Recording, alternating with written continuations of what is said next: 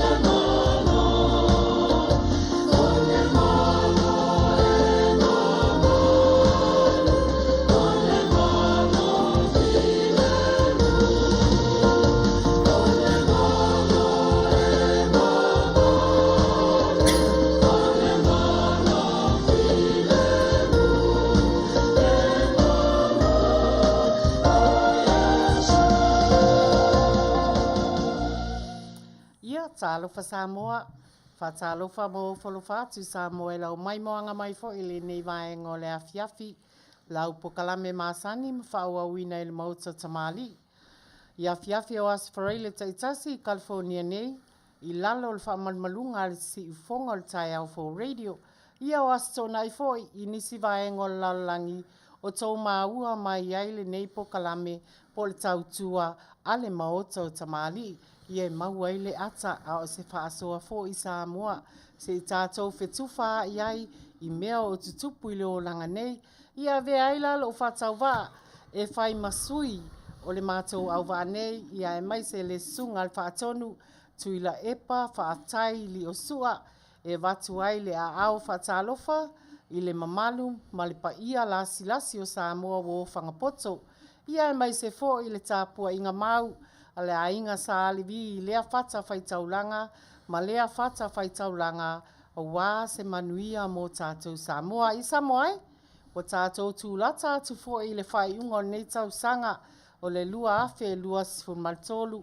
Ai tātou sauni e spaitali ma whaafeilo ai atu le lua afe lua sifu malwha o afo ini manuti o afo ini lelei o saumaia ia tālo sia ia Samoa ia luatu le nei tau sanga tuai o le lua afe lua sifu maltolu maniona masei ia e whaangalo i mea ua tuanai o ai whai mai le apostolo Paulo o te whaangalo maalia i mea ua tuanai ai o te momo e puno wai ma whaatalitali Manuia o lumana i Samoa ai a lumaia o le a mātou whaafiafi atu.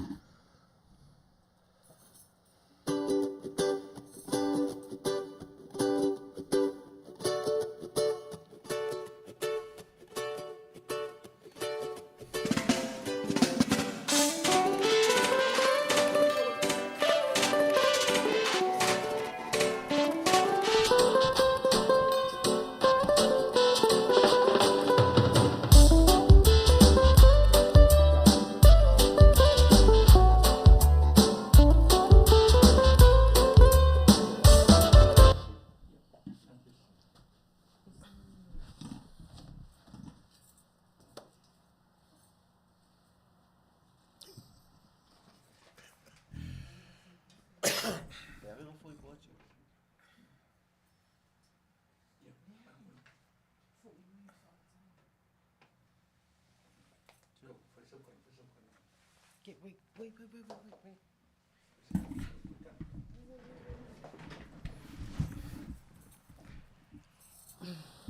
Ia Samoa ai, ia lava mai, toa mai, ona ua whaisinga, vave fo i o tautala, au, ia ua tau whali tonu ai fo i ia tātou masini nei Afiafi ai, ia alofa mai Samoa, o no sai mai.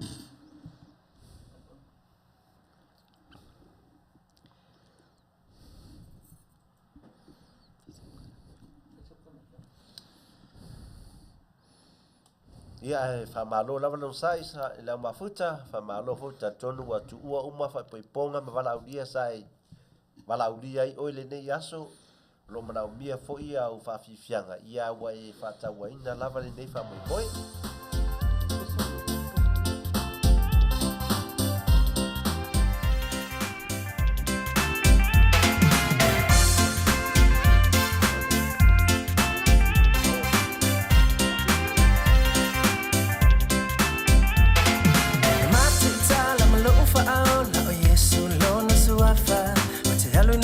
Faya umaso utala ya tulona suafa a ofo imai ole a au mai yetea ufa amanuyana ai pizza I wala bealo ubai ile malo si ole wasala talk about things for mai ile fa ala tanga fa ama ni ole tu ala mai fa amanga la tanga sala talk about things for mai ile fa ala tanga fa ama ni ole tu ala mai fa amanga la tanga sala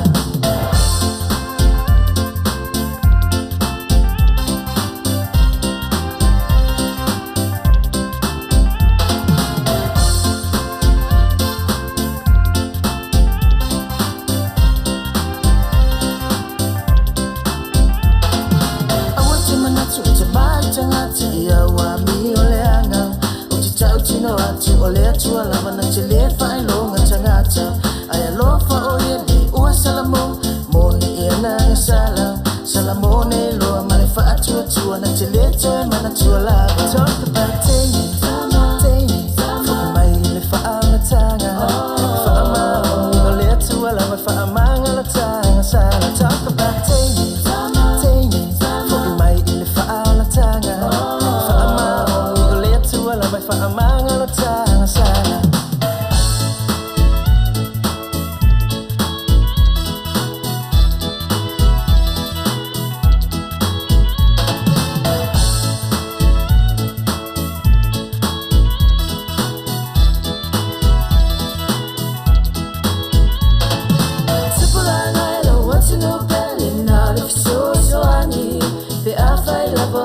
Sia o e tangata nei larangi awa te mana tu wale ai se tasi mawai so lave ai o te tausi no atu male whaama o ni wana o yesu le tali talk about teine fo e mai i le whaala tanga whaama o ni o le atu ala mai whaama ngana tanga sala talk about teine fo e mai i le whaala tanga whaama o ni o le atu ala mai whaama ngana tanga sala talk about teine fo e mai i le whaala tanga whaama o ni o le atu ala mai whaama ngana tanga sala talk about teine fo e mai i le whaala tanga whaama o ni o le atu ala mai whaama ngana tanga sala.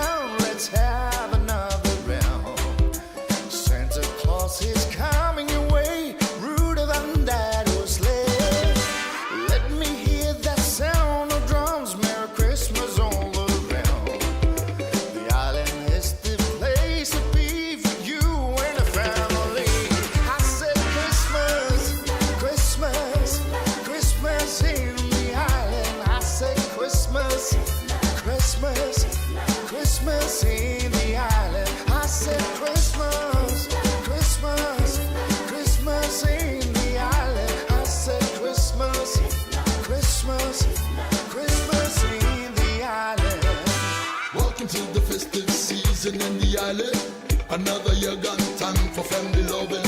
Let's get together, grab yourself some liquor, and let's party till the morning. Come, party people over here, my party people over there. They wanna see you put them digits in the air. My party people, let's get together and celebrate another Christmas cheer. Christmas, Christmas, Christmas in the island. I said Christmas, Christmas, Christmas in the island. I said Christmas, Christmas, Christmas in the island. I said Christmas, Christmas, Christmas in the island. I said Christmas.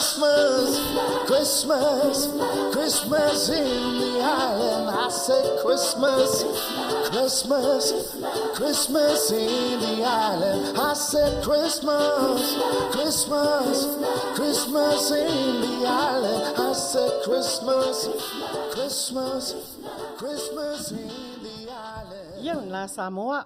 O le si fonga maria na o se tasi fo yo alo mawhana o le atunu ua lau iloa i le musika le sunga ia Richard Parker ma le pese Christmas in the Island. Io Samoa o toi nei nei vai aso mana aso i on tato au lia atu fo i leo le kirisimasi o le nei fo i tausanga i Samoa. Le nei o tau sila sila mai fo i nei tai au ia wasui le nei afiafi. Ia wasui atu fo i le mātou au whaingaruenga se i ngā i alfa au lupo o lea e mā sani la vantou mā futa i asfari le taitasi ia o maua e matio mai i mea i tau o ngaluenga whaavai taimi a le si ufonga o le tai au fau e le o ngaluenga tau apu a ia o le ngaluenga mātou te tau tua i nai o i Samoa ia lei lava le alu o le tātou pokalame nei afiafi ia o lau iloa fo i o tau Samoa o ai i mātou au fia foi ni ala lafanga i Samoa mātou te o mai ai. Ia o le tulala nei, ia o lātou whaafonga mai o fia mātou te o mai ai usi mai lau whaafonga Samoa. Talofa atu le pa ia malmamalo lau whaasausaunga nei tula Samoa o lo ingoa o Korinito Talanga Maunga o te saumai la fio anga o uli mpangpango. Ia. Umailola leina. Ia toi whatalo whatfoi le netu la Afiafi e mātou ia te tonu nai whato a tātai au pole a au auli foi nisi o atunu o loto a fioai. Ia, whametala nisi toi ina li tō tina o longa ia o lo suafa. Ia, whametala nisi lo matu ele ai. O sa o ngare mea, o lo wingoa. Ia la matau dia ese ngangana ia ngangana fa ia pangi ngangana fa Yerusalem ia aulo ingo ia o sefo Auvaa o le fa nau tu so no uli no fa nau wai ia o lo tina no fa nau mai ia o sia mai le ia mai le ainga le o Manuia i uli.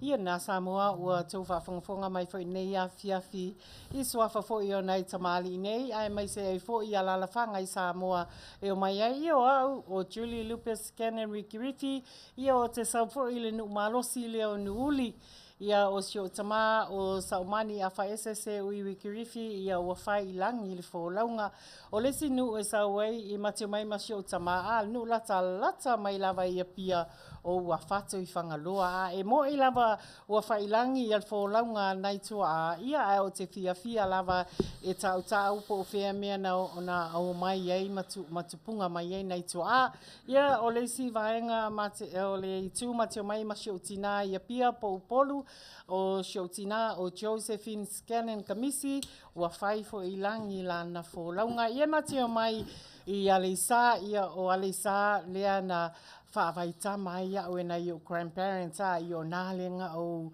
na o whangawi ngā i ai o wola i ngā o a i nā Samoa. Ia o Alisa, o Faleula, o Elise Fou, o Fungale. Ia whapea fo i mawhenga mamalia i nā Samoa o tō lau iloa mai foi o ai leolo o tautuaina o tō ili nei a Afiafi. Ia au whea fo i alalafanga i Samoa mātou te o mai ai. Ia o le tulane Samoa ai le i amatalia loa i a tātou pokalame nei a Afiafi. E a whai nei ene nai tātou whaasala launga le fia tu inatu ai le ialu i tātou pokalama mua whaamole Samoa mātou te ai oi atu nei a Afiafi a tautua ngā le ngangana o na olo o filongia le maota nei. Ia mai se o penga te whailangi i sunga i whaafea ngai ngā mo lātou faltua. Ia e mai se fo ia nei tinama nei ta mātua. Ai le ngata i lea o le tau mamalu Samoa wana soifua mai ale Samoa ia i langa na nuu o le whaaloalo. Ia na o sini manatu lava tu inatu al mātou ofisa whaasala lau ia e pule lava o tō wai whamai lau pu Samoa e lea o ia e lau puata ma whai ngā ia lau. Manatu lava e tui natu i lona lua o tātou whaasala lau le aini tātou pese mon mana o le nei Afiafi o na o lea o tō sila mai Samoa ua masi i mai le tu au malosi inu uli e tau tuaina ma whaafiafiaina o tō le nei Afiafi e whaisina te leo le mātou pokalama. Tele foi pese whaafiafiaina ai o tō nei Afiafi le ngata o pese ia o tātou ta alonga whale kirisimasi. Ia Samoa o le Afiafi nei o le a... Asis. Langa ele mele mis. Langa introduce kuna o nuuli. Le no le nu usafa na wai. Ia langa lao le o mo yo nuuli na ufa na wai. Alanga ave o macho e sa vai lai sale aula la no wola mai ai. Ia le na mo tau whaafonga mai fo i le whaasea le whaulupo o lea. Le ato te maafuta, te wan whaatinga ulu so ia te o tau. Ia na ola mai, o na ola i ngā o ai tausi ngā i whelnu. O sale aula i ia sa o vai. sale aula i sa vai Ia ma. sulu atun malama mo le lai o i whale alupo. Ia le na mo tau whaafonga mai Samoa i le whaasea si tuangane talo whae. Ia o le Afiafi nei Samoa. Ia, ma Samoa atoa. Ia atonu lava o lea wa o mai ia le taimi o le kirisimasi ia Samoa. A whaina a mata mai lava. A whaina a mata mai lava Samoa ia Januari. Lewo o mai ate se mai tele i whai lava i lau mana mea po lau paanga, po lau girlfriend, po to ina, po lau mutua. I love you sweetie pa i lava no wha auro ni Samoa. E te whailo i e Manuia le i o mai le kirisimasi e au e te maa. Wai le mātou whaatonu 24/7, nawa le whai whaatonu i lana mana mea o soli. I love you sweetie pai se Samoa e se tau a mio lele ia. Awa fo e te whai fual tau tonga alesi tangata. I love you sweetie pai mal tele o pisa ia Sam Chagoon malepe se ua whanau mai le misia.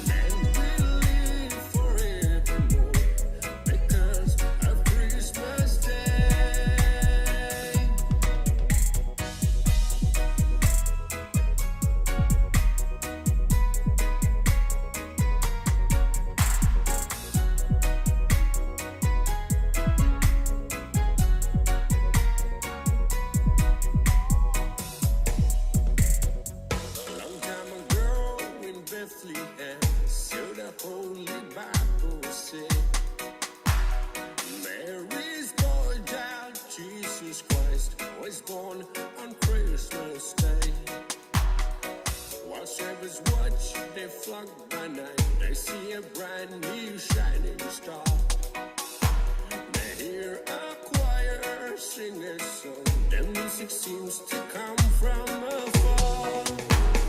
Come now, hear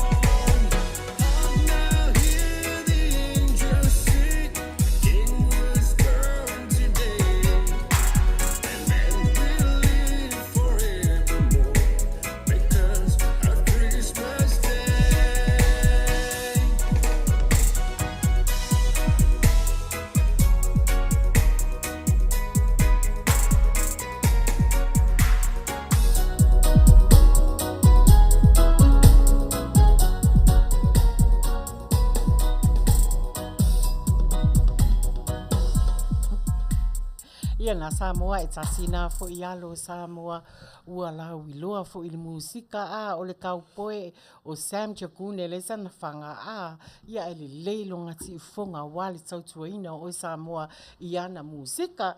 Ia o le afiafi le nei o se o mātou whaatalo whamoa mua tu lava i le tātou au mafuta ua mawhai o na mafuta mai le nei afiafi. Atoni.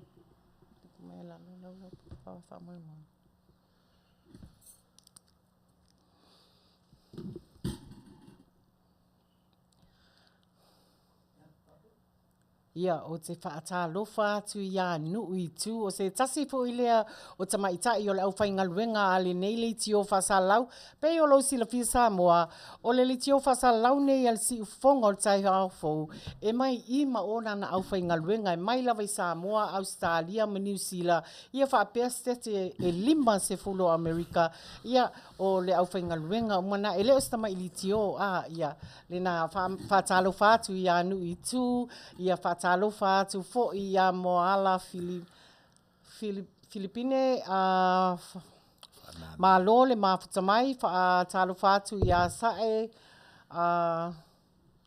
whaatalofa atu ia sae malo le mafuta mai whaatalofa atu ia Amelia Whamoana malo lava Amelia Whamoana malo le mafuta mai Amelia Whamoana lo mafuta mai lunga le YouTube whapea ia le tuangane ia mau malo le mafuta mai le nei a fiafi whawheloa ia tufo ia alofa fuimono ia ta alofa fuimono o se tasi leo woma mai le nei pokalama whata alofa tufo ia se nara tu ia tua malo le mafuta mai whawheloa ia tufo ia mara filo malo le mafuta mai mara inuuli malo lawa le mafuta mai whawhelo e atu fo i a Lucia ana fuarosa tasi lea whaingaluenga le mātou li tio whasalau malo le mafuta mai whawhelo e atu fo i a Puawai Viki le au pepe malo le mafuta mai whaatalofa atu i a Selina Davis mataia malo le mafuta mai whawheloa i atu fo i a Paz Minko malo Paz Minko se tasi fo i lea o woma mai le nei pokalama i a whawheloa i atu i a Soa Whaleseu malo le mafuta mai whawheloa i atu a Selina Davis i a whawheloa i atu i a Pine Mika Fotuali malo le mafuta mai whatalo fatu i sia uole o pepe tautai pepe upolo mafuta mau mai lava i Samoa ia malo le mafuta mai whawheloa i atu i a Fuatino la ulu malo le mafuta mai whawheloa i atu fo i a TC Crowley malo TC malo le mafuta mai brother whawheloa i atu fo i a Talk Wiki malo le mafuta mai whawheloa i atu fo i a Nick Paula malo le mafuta mai Niki a tasi fo i lea i a woma mai a sinei pokalame i a whawheloa i atu fo i a tama o le motu oh no Marie Alosio malo le mafuta mai yuso whaftai lava i a le support i a whawheloa i atu fo i a tamaiti tu whawheloa i atu i a marafilo, malon mafuta mai uso, whapaia whepulaiai, to atasi Marrington, o kele o kos whawhitai, lava sa mon mafuta mai nei a Afiafi, il pokalame al Maota O Tamali'i, a Jennifer mai ava, malo le mafuta mai, i a whawheloa i atu fo'i, i a kaumapewa la nguko, kaunga o ingo o kou tell Tia Nielsen, malo le mafuta mai nei Afiafi, no masa fotu, malo le mafuta mai. Talofa lava lau afio ngā sue foina, whaafteitele lava i lau sunga, ma le sosoani mai fo i mātou pokalame nei Afiafi, malo le mafuta mai. Whaafeiloa i atu fo i a tala peili o tasi lea fo i au whaingaluenga, ia ma le sunga sue foina nei le tio whasalau. Whaafeiloa i atu fo i a Selina Davis matatia, malo le mafuta mai. Ia, o te iloa ua whaafeiloa i atu fo i a whaamisiona, whaamausili, malo lava le mafuta mai, ia neta a pulu talo fauso malo le mafuta mai, Phil Willie talo fauso malo le mafuta mai, whaamasiona a whaamausili, malo lava le mafuta mai, Selima, Davis, matautia o ia wa whaalau whaafia le ingolea o ngā ole kele o anga kōmeni.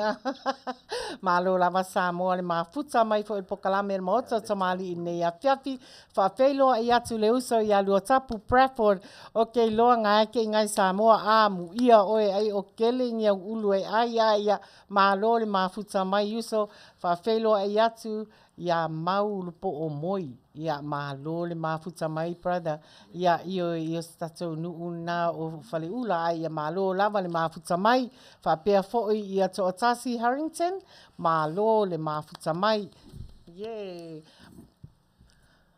ia o tatonu ona ua paulea ai Samoa, malo lava le mafuta mai, iai sina tātou whaasalaunga o le tātou special request le na sau i te tonu nei i mato ofisa whaasalau. Samoa o tō manatua le taua leo o whai mai nei i Saraelu. Iai nei tina mana i tamana walau mai se pese whaalo te tele ai fo i lātou a io sao le lei lava a whai o whafonga mai o le tina ia lino lena mafuta mai lena e wala au mai i Idaho ia whaalo te tele le atua ia te oe le tina ia tātou te talo i le atua ina ia vave o na umale nei taua i Israelu se ito e fo i maina ia tātou whanau ma le Manuia. Le ngata i lea ai o nei mātua fo i olo mafuta mai nei Afiafi o iaina i o tō walo i tonu al vaenga aua Amerika ia whaamalo ia vati au tolo tutele whatalofa atu fo i le sunga al whawhiangainga i atau kate atu kua onga ma lore mafuta my brother whawhelo i atua i a Juliana Smith alofa fui mono ia o lenga te lea o nei mātua fo i olo iena i lato walo tonu al vaenga au Amerika Samoa pe o no sila fia o Amerika ia pe i lavo le whaata mao la langi atoa so se tau ala ve whai tanu na usau i nei Amerika i le mawhai lava o ngā join the two penny Amerika join ava Amerika o na ole alofa te ele fili o loo whaasa wai le atu nuu ia le nā ia ni nei o tau alo ma tau whanau mai se fo i nei tau pāanga ua deploy atu i le tau alo whai Israelu ia maua o tau le lotele ia manatua i fo i nei alo manai whanau sa mali liu mai le masina o te i Australia ia ini nei a inga o mafuta mai nei Afiafi o ia ni tau o whapea o na a whaina o tau walo i lea whaalawe whaafo se ia mai se fo inai tua ngane sa maliu mai ma se tamaan ta ua mai lewa i aso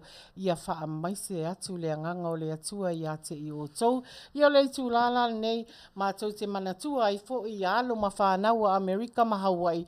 O na o teimi nei whatoa a ia o ngā Amerika ma Hawaii ua amata o na flelea i atu i nisi o vaenga o la langi po nisi fo i atu nu a wā le whaalau te le ina o le poto ma le a tamai a whai o mafuta mai el tamai ta i a mata whaasanga i tala lima nei Afiafi o se alo fo i whaasino i a te au whai o la tau nu o atu nā tunu o Jamaica malau team i a whaatasi le atua ma oe ia maua le poto ma le atamai ia teine lelei ele o le poto te mita mitai a o le poto te loa ona ava ma mata uai le atua ia o le pese nei la mātou taina atu moli alofa atu ai ia le mātou au whaingaluenga whaapea foi le sunga ia whaatonu nei a Afiafi a whaaloto tele le atua wha maise le atua wha manuia le atua i nai whanau a onga whaalava au ma le pese o le atu ina atu nei Afiafi mo mātou o le whaanga mo tō umalava.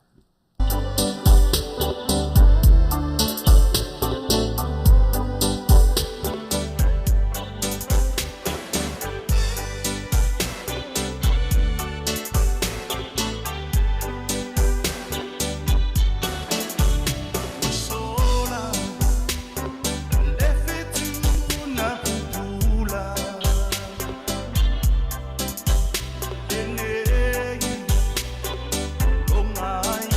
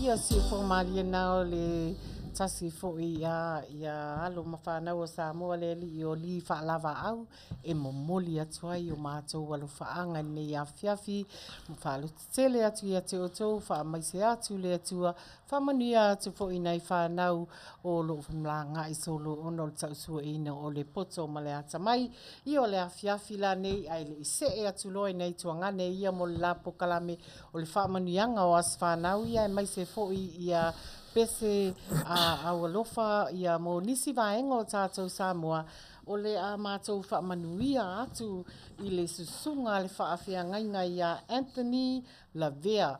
O Anthony Lavea o le Lupe whaalele mai sa matau i upolu. O tatonu Anthony Lavea a whai o e whawhongfonga mai nei a Afiafi whamanuia tele le atua i lo tau mawhai. O tsunga a le whawhiangainga ia Anthony Lavea sa whauina i le masina leo o tea i le University Andrews na ia tau aoina i le Master of Divinity from Andrews University o na mata upu o le Theological Seminary. Le ala ua whau nei ia le sunga la vea po le Lupe whaalele mai i sa matau ia pia po upolu ia lea ua maua la ia lona nuu ua vala au ma maua lona vala auina mai i Seattle, Washington. Whamania tele le atua i lau sunga le whawhiangainga i lo tau mawhai. Whamania tele ia te oe ma le whaltua ma le whanau. Ia whapea foi ia na ialo manai whanau na whai ala tau whauunga foi po lau ngā toni mai Samoa a e se le mātou fia o mātou le inei Amerika po fea lava mea mātou vaai atu ai lungo leiti o whasa lau i nai whanau a whamanuia atu la i lea o le tamaitai lea o Gwendolyn Tau Ave Hunt and Marcus Lorenzen Marion Hunt.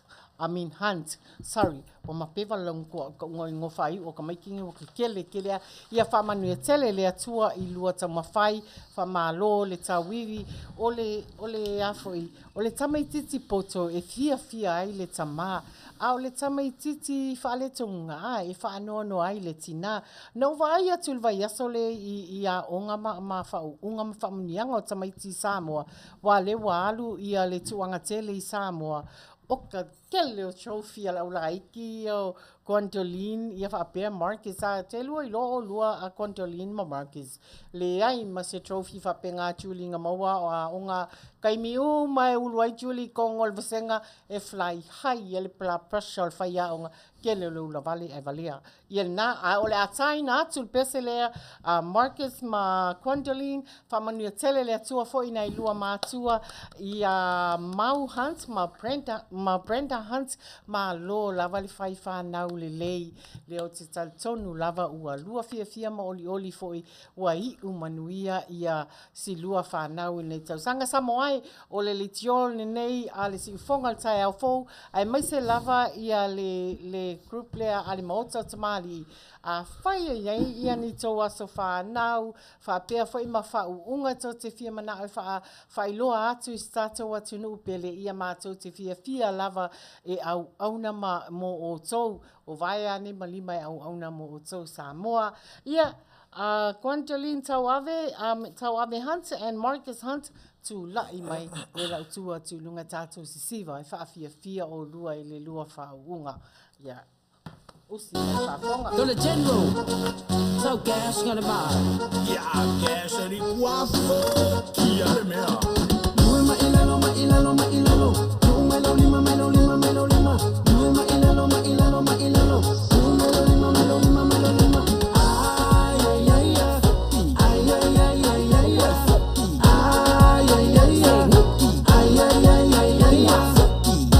Ole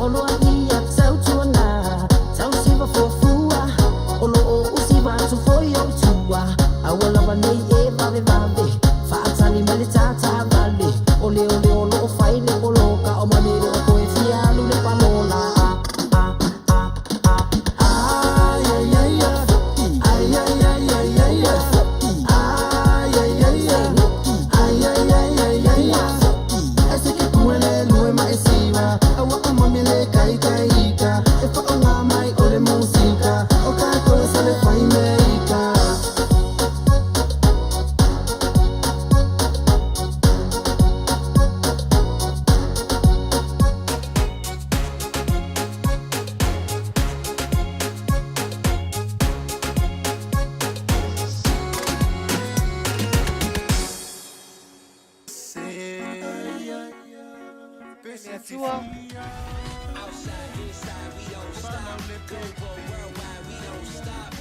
Pamania tele le atua i tau whaunga foi i on nei tau tanga.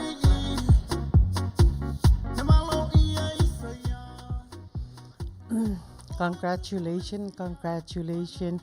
Lau sunga al whawhia ngai a Anthony la vea se wakasela se whawhia inga o ngeka maiti se ia whamania tele le atua i tau whaunga i le tūlala nei o le a se e ai loi tuangane ia mo lapo kalame o le whamanianga o asa whanau ia ai mai se foi nisi o lo whaanga mo si tātou nisi foi vaenga o Samoa o si mai lau whafonga Samoa.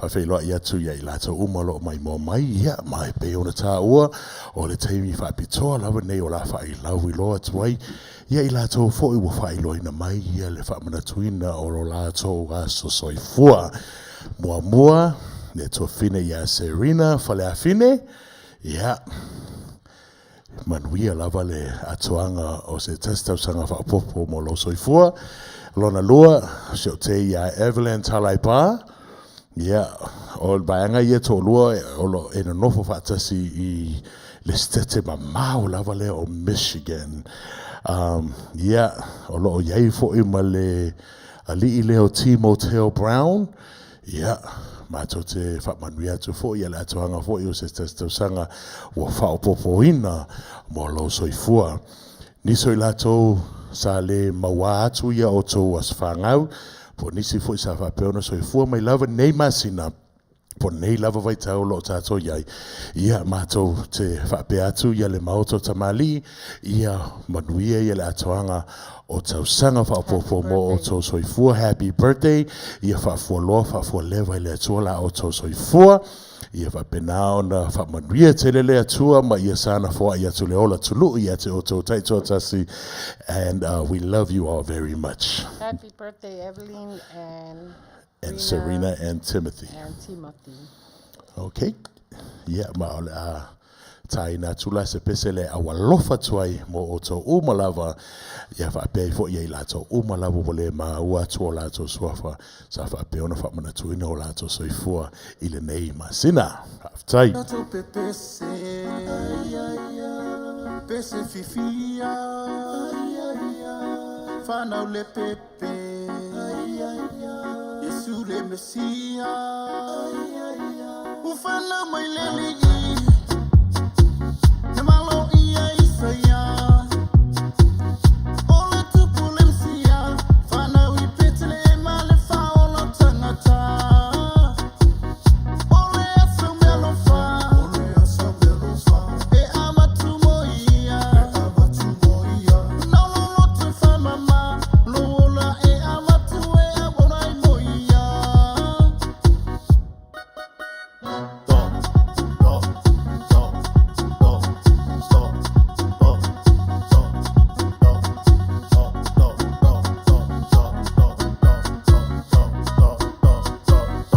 Fio mai le Messia, le tu navalia, le tu buo herota, fifa sioti le tama, le tu buo herota, fifa sioti le tama, oh my tattoo pepe se, to fana mayor pepe, oh yo le tu po tu pureli, io CCS, my tattoo ifo, oh Yesu le ngoya Kristo, oh yo pepe, oh le Christmas, oh le fa aula le, oh le la lang, oh yo le Messia, tattoo bia. Po feo fana wa yeli, e abatu melofa, pulumulo pulipano male alota ua. Emmanuel Christmas, fa ape male New Year. Oh I go fantasy, malatu fa amana tuina fana mayole msia.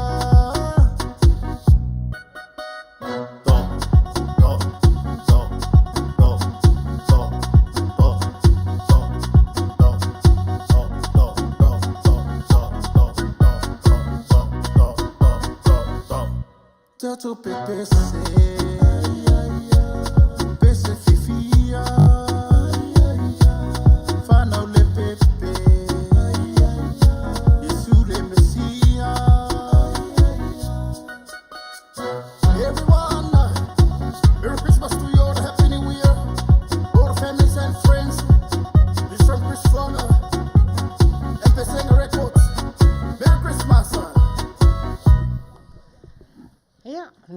Samoa, Manuia, whamania tele le atua I tō waso whanau amu. Ia o tōna tō whanau le māsina nei o December. Koe kiki lava o whanau māsinga nge koe lua lava aso palamenga ule ngofo whakari. Se o whangau whakasi malmesia. Ina ngale ngaka lola I o Yesu le masia. Hey brother, Jesus.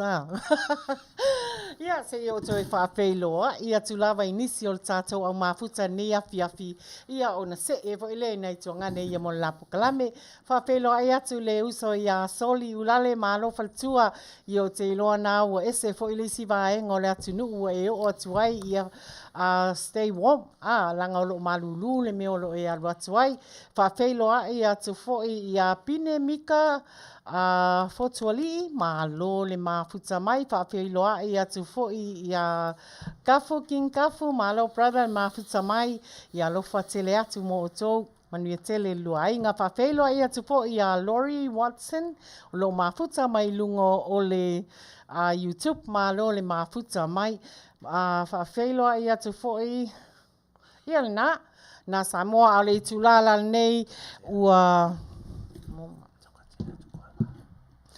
ua ono ne minute o te aile nei le tu lai valu. Ia Samoa pe ona tau silafia nei Afiafi nei wa mātou mafuta inisi na tuai mai ia. Leo mātou mafuta atu ma le sunga ia Niko Mauga ia whaapea foi ia le sunga le whawhiangainga ia Auvaa. Ia Auvaa.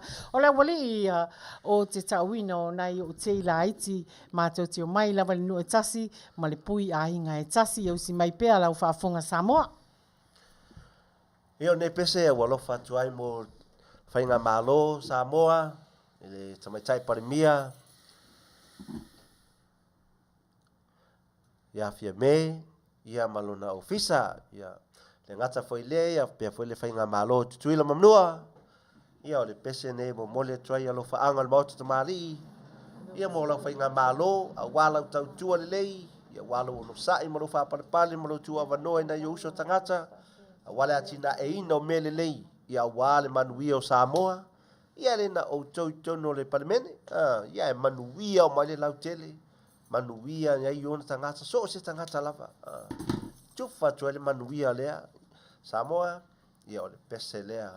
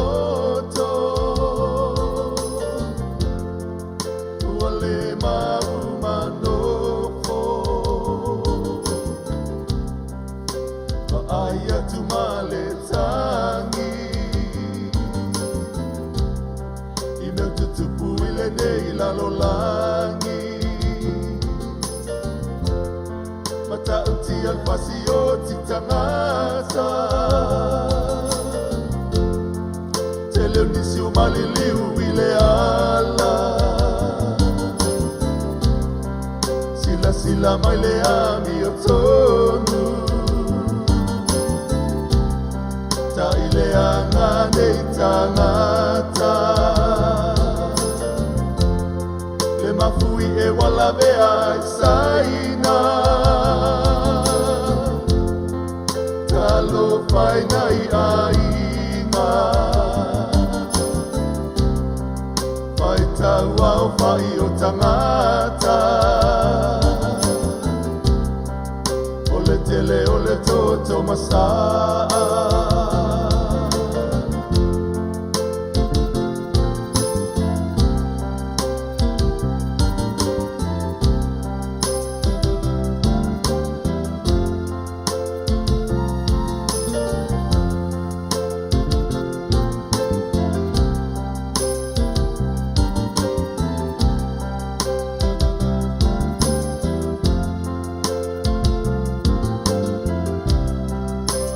Tau au lovo tau nei I le vai whangaloa I Peresia Nai tamawhana o Samoa Wa mau o lātou ola So sei tu o le ke Lupe O lolo ma whaapea mafui O malulolo mamatangi malolosi Le malanga le maliu maleoti Ta pena dei lou ainga Uala talata mai le uma Amuia se olo o maua mai Olo o whaapea lava o na whai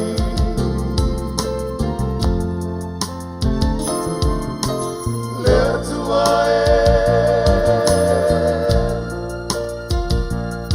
Se alofa mai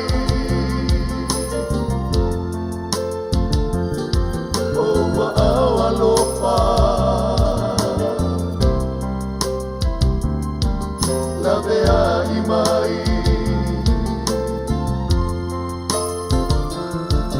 Ua o mai O whaingata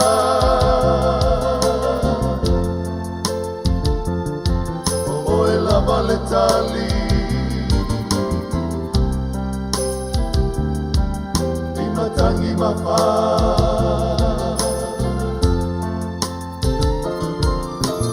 Lea tua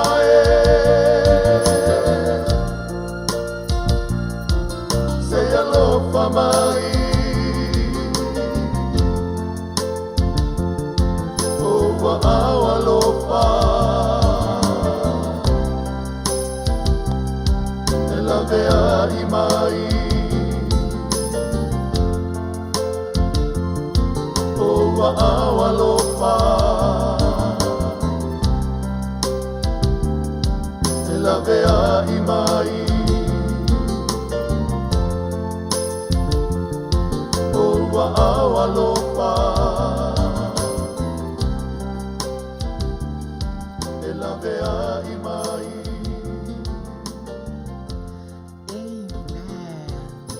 Ia o le siufonga malie nā o le sunga le whawhiangainga ia tau katea tuku a onga. A whai o whaafonga mai pēr lau sunga le whawhiangainga le nei Afiafi mā lo le whai o le whaiva ia lofa le atua e fua I pēr le siufonga malie I lau sunga a wale tautua inga o la ngaluenga ia mai se fo I lo tautua I lo atunu I lo siufonga malie. Whai mai upo malie o le pese le atuai a lofa mai la vea I mai. Samoa o le tangi ngā Samoa I vai taimi nei o le tātou whainga mālo I Samoa I sisifo.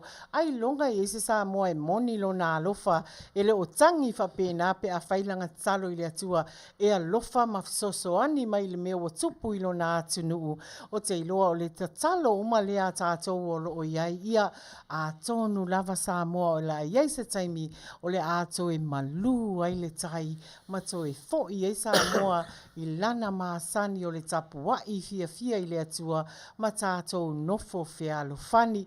Ia o le Afiafi nei se o toi whata alofa tu lava I le mamalu ma le pa I o le atunu o lo o mafuta mai pea ia whaafeiloa I atu o Tasi Harrington ma lo le mafuta mai whaafeiloa I atu fo I Teine Samoa, sia wole na o vai atu ai, a walu la to I lunga le tatou lau papa, ia wha malo atu lava I ate oe le uso le mafuta mai, ia le oto tu mai lalo, to e latu le ititi ai lunga wha atonu wha molimoi. No, scroll up. Yeah, right here. Ia teine whai ma le fatu, ma lo lava le mafuta mai, tatone o lo Manuia oe ma le ainga I le nei Afiafi, ia whawheloa I atu fo I hine moa le I a taua, ma lo lava le mafuta mai wha mai hine moa Amen. God is great. You're right. God is good. Ia whawheloa, ia te fo ia Maria Tala, ia malo le mafuta mai le ne ia Afiafi ia Samoa o le a toi se e atu loa i tuangane ia i le wha solo ina atu pea o tātou pese a walofa i le ne ia Afiafi usi mai lau whaafonga.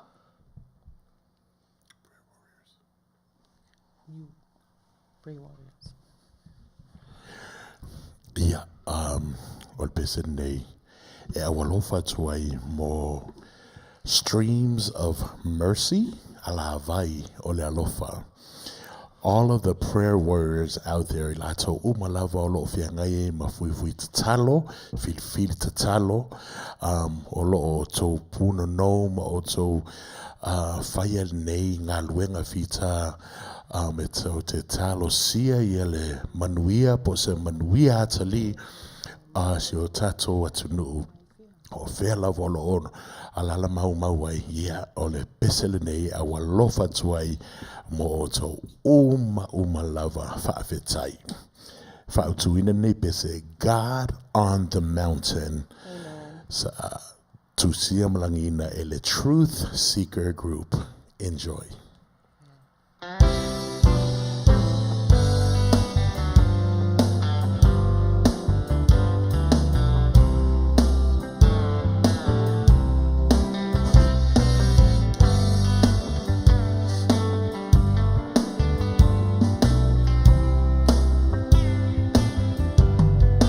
Life is easy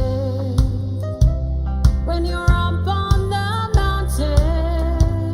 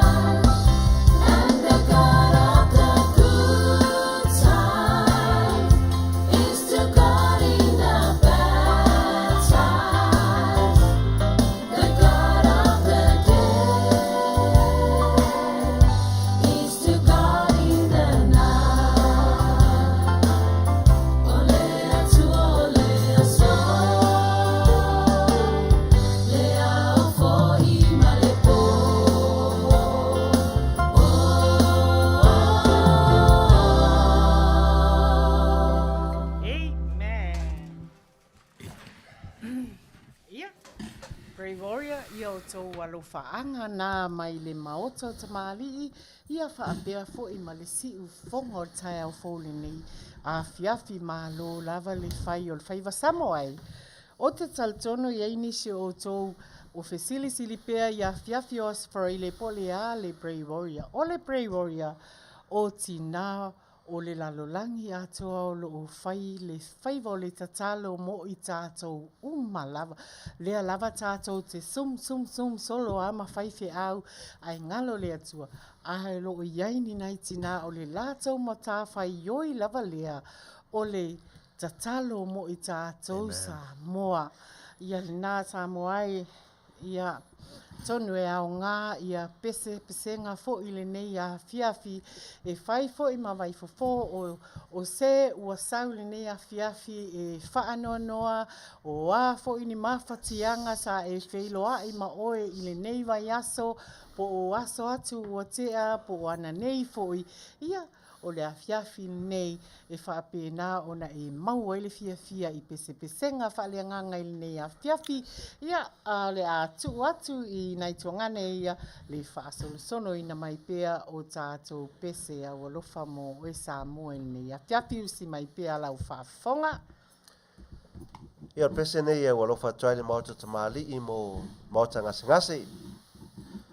Yo nisi foi yo lo fa peona fiangai foi mamai ese la tino jono ainga jono nu malala fanga Maota ia po fia foi le sei tu o la langi lo fa peona e ala lai ma papa awai ma fio ai ia ma no foi fo ia pese nei au lo fa trai mo oe fa malusi au trai foi mo oe fa ma fana trai foi ma ia te oe ia ma fa lo to tele foi ia te oe ia usi bai ma fa fonga Samoa.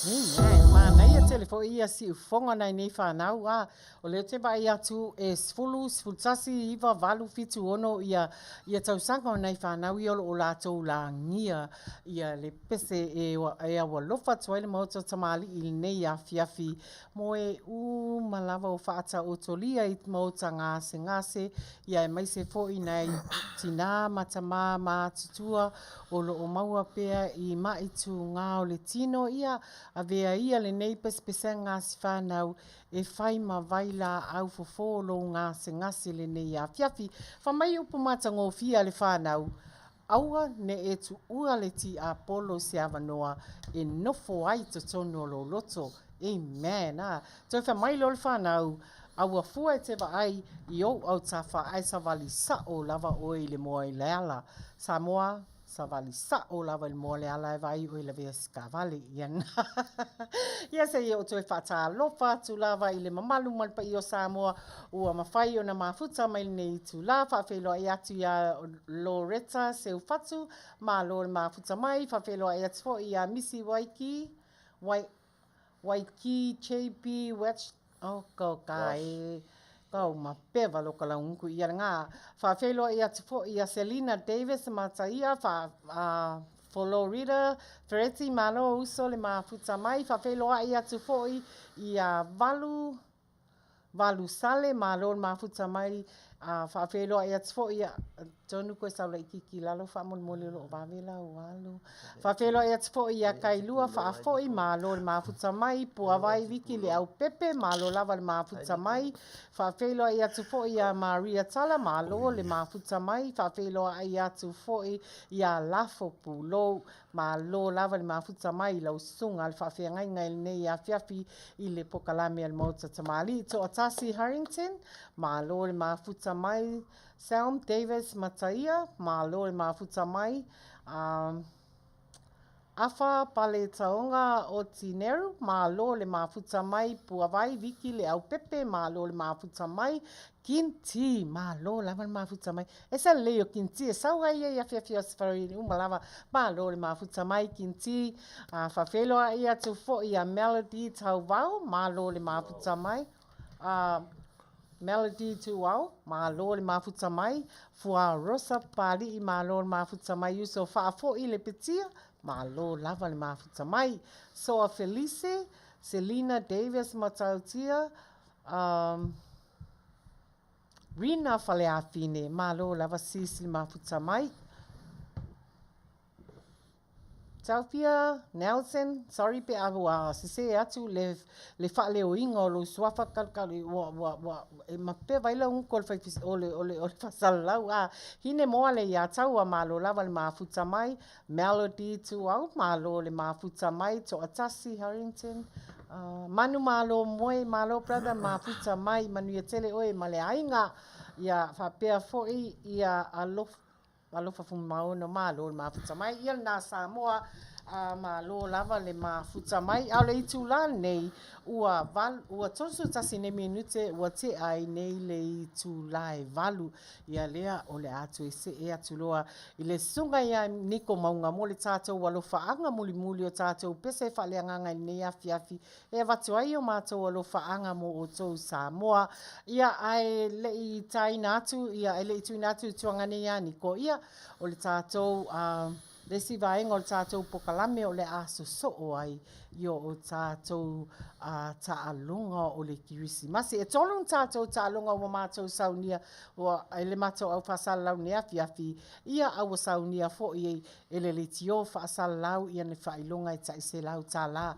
O whailonga i e tauna alu le Afiafi nei langa o whailonga o le Kirismasi ia usi mai lau whaafonga Samoa mo le tātou alo whaanga muli.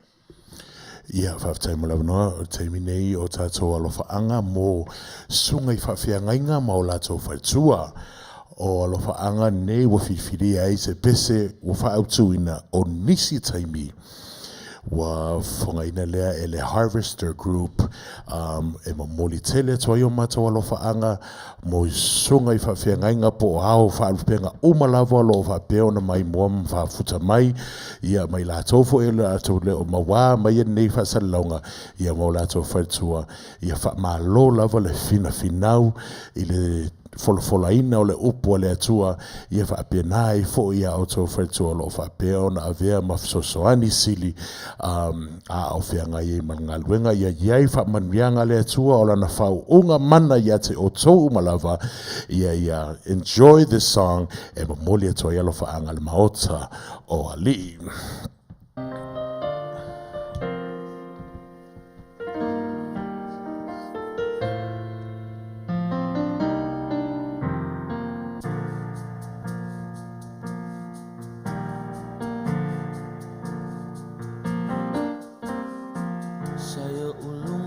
Maua o te le'i mua I wa'aia na halai o na owala au le li'i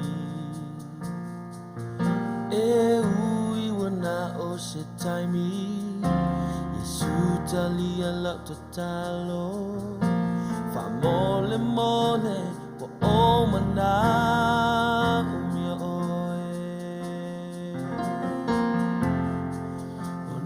Tamalii te a e ai Mauga Unisi taimi e som le basa Unisi taimi e te ui le toafa Ia ola lo uanga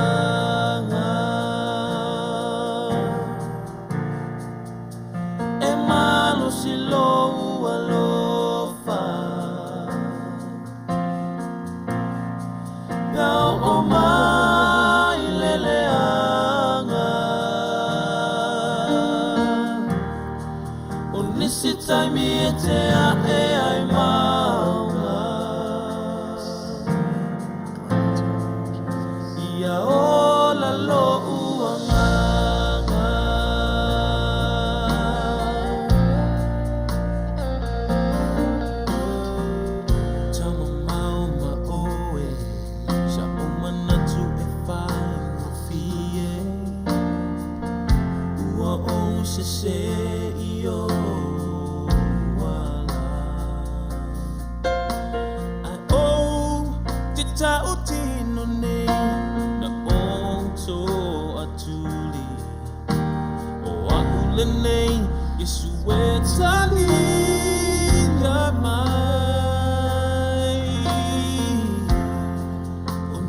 Tamalii te a e ai Mauga Unisi taimi e som le basa Unisi taimi e te ui le toafa Ia ola lo uanga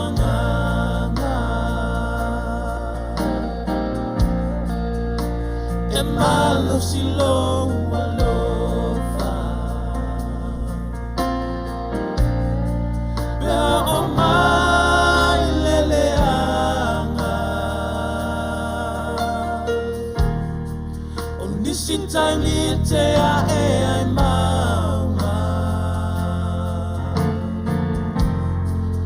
Ia ola lo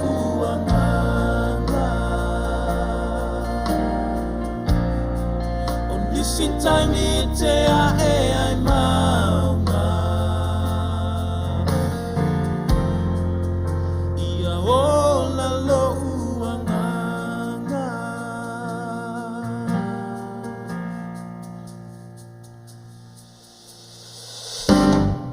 O nisi Tamalii te a e ai Mauga O nisi Tamalii e so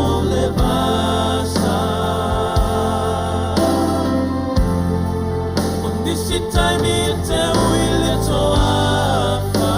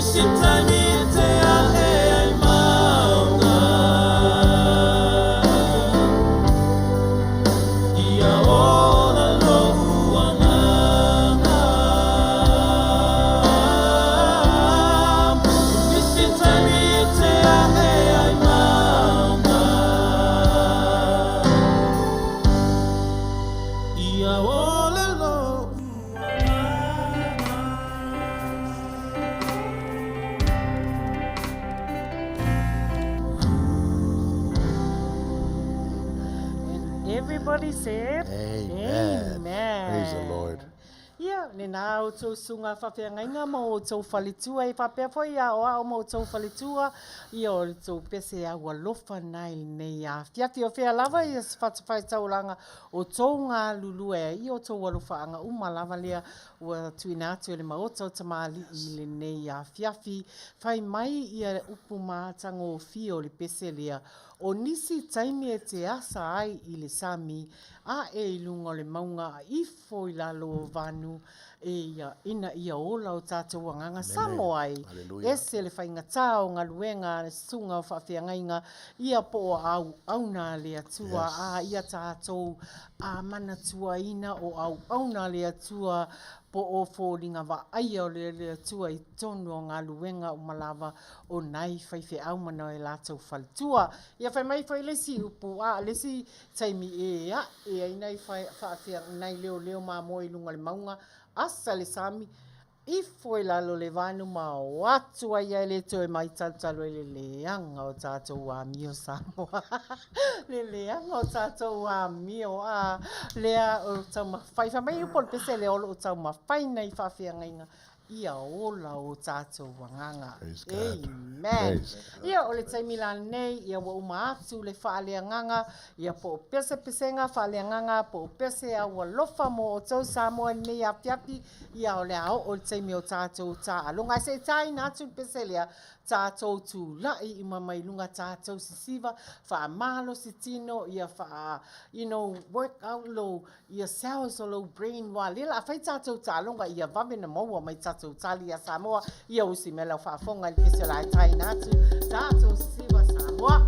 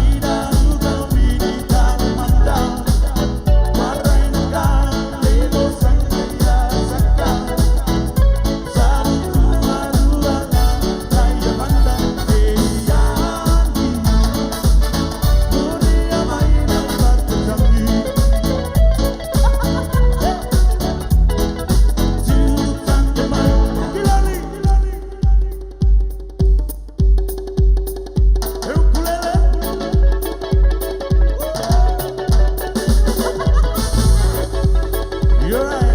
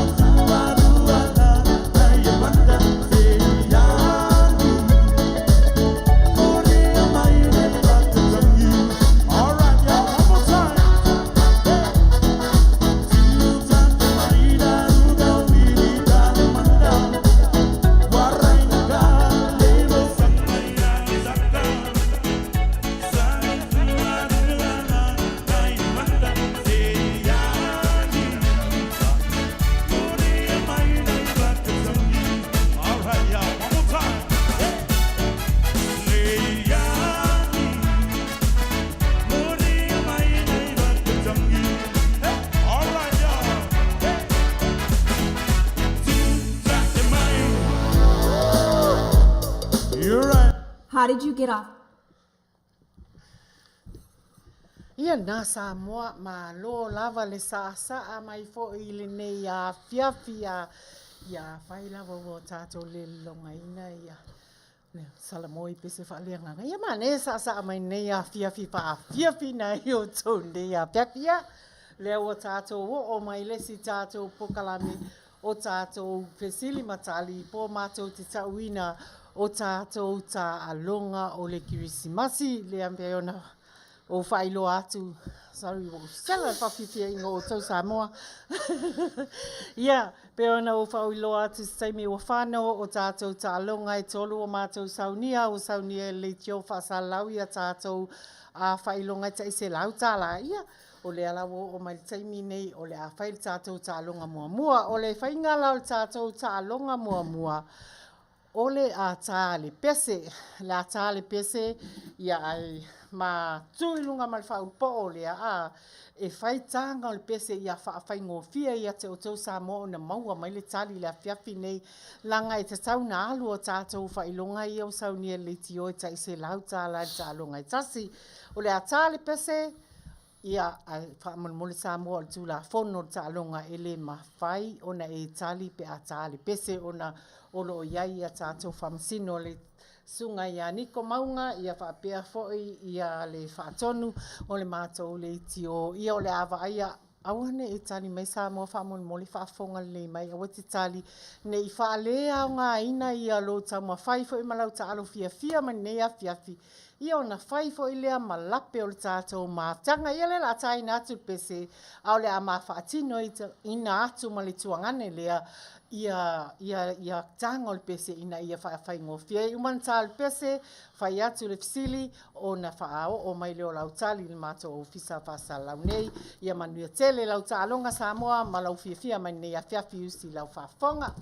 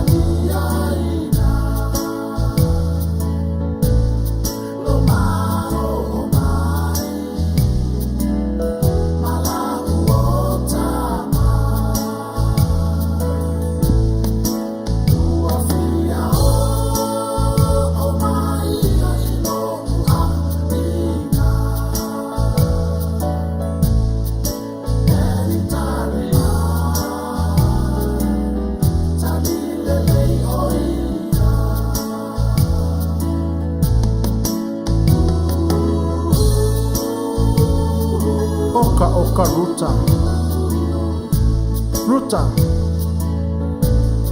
Pei a pelo fa Seva ai ia ke oe whako asa fulu rua o kausanga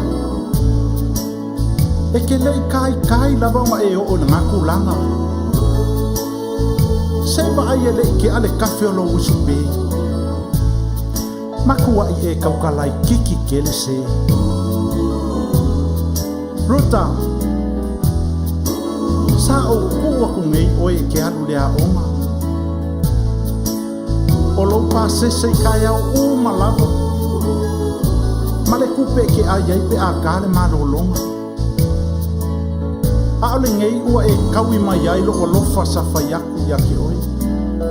I lau sauma au mai le ngei ka ngaka. I ko kongo le kako fale. Po o fiasa ka ai. Ruta.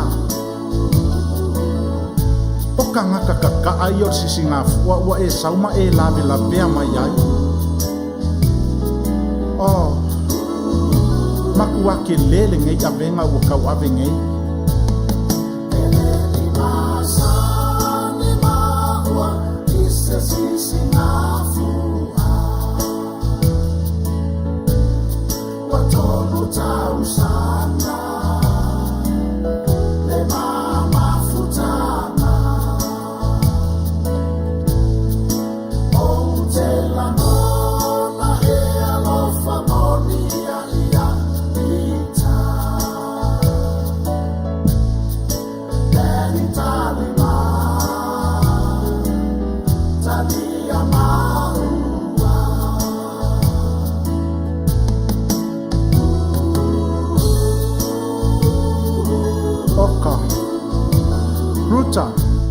Afai aku o ngaka pungi leo lo muku. Wa ei loa. Nge kei wa uku waku kongi o ifafo. Wa ei loa. Oile ngā kama. Sole, pupula mai o maka. O fea sa umu maso wai. Seiba ai ilo u. Oka, peise pua a ai vau. Lale mea ole oki ai. Ka ingo i ngoi. Ai longa e ke mau se a inga e whaise sakai ai e so ka mama so kina. Ai longa fo ia ke iloa la langa se ako. Mako kongi kia pula e whaie se maumanga.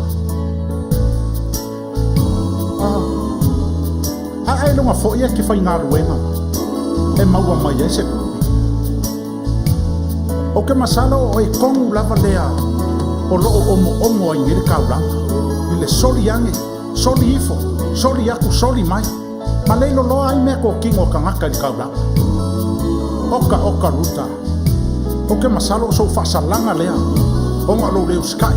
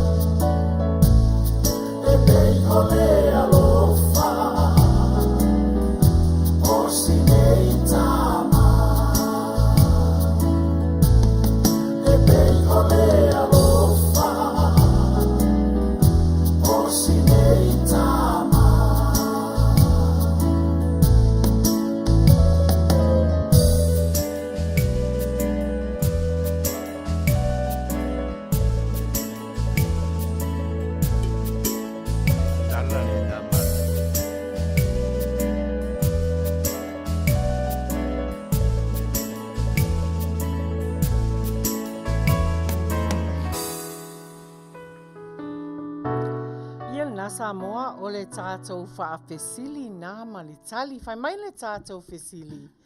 E whia tau sanga o ruta na whai aila na whai ngā wō. Ai o le a fo i le a fianga o le whainga wō lea i le tūla fono o le malo. Te oi whaafonga tasi mai lava Samoa ia sao le leila o tali wa le whaingo fie le tātou fisili. E fia tau sanga o ruta na whai aila na whainga wō.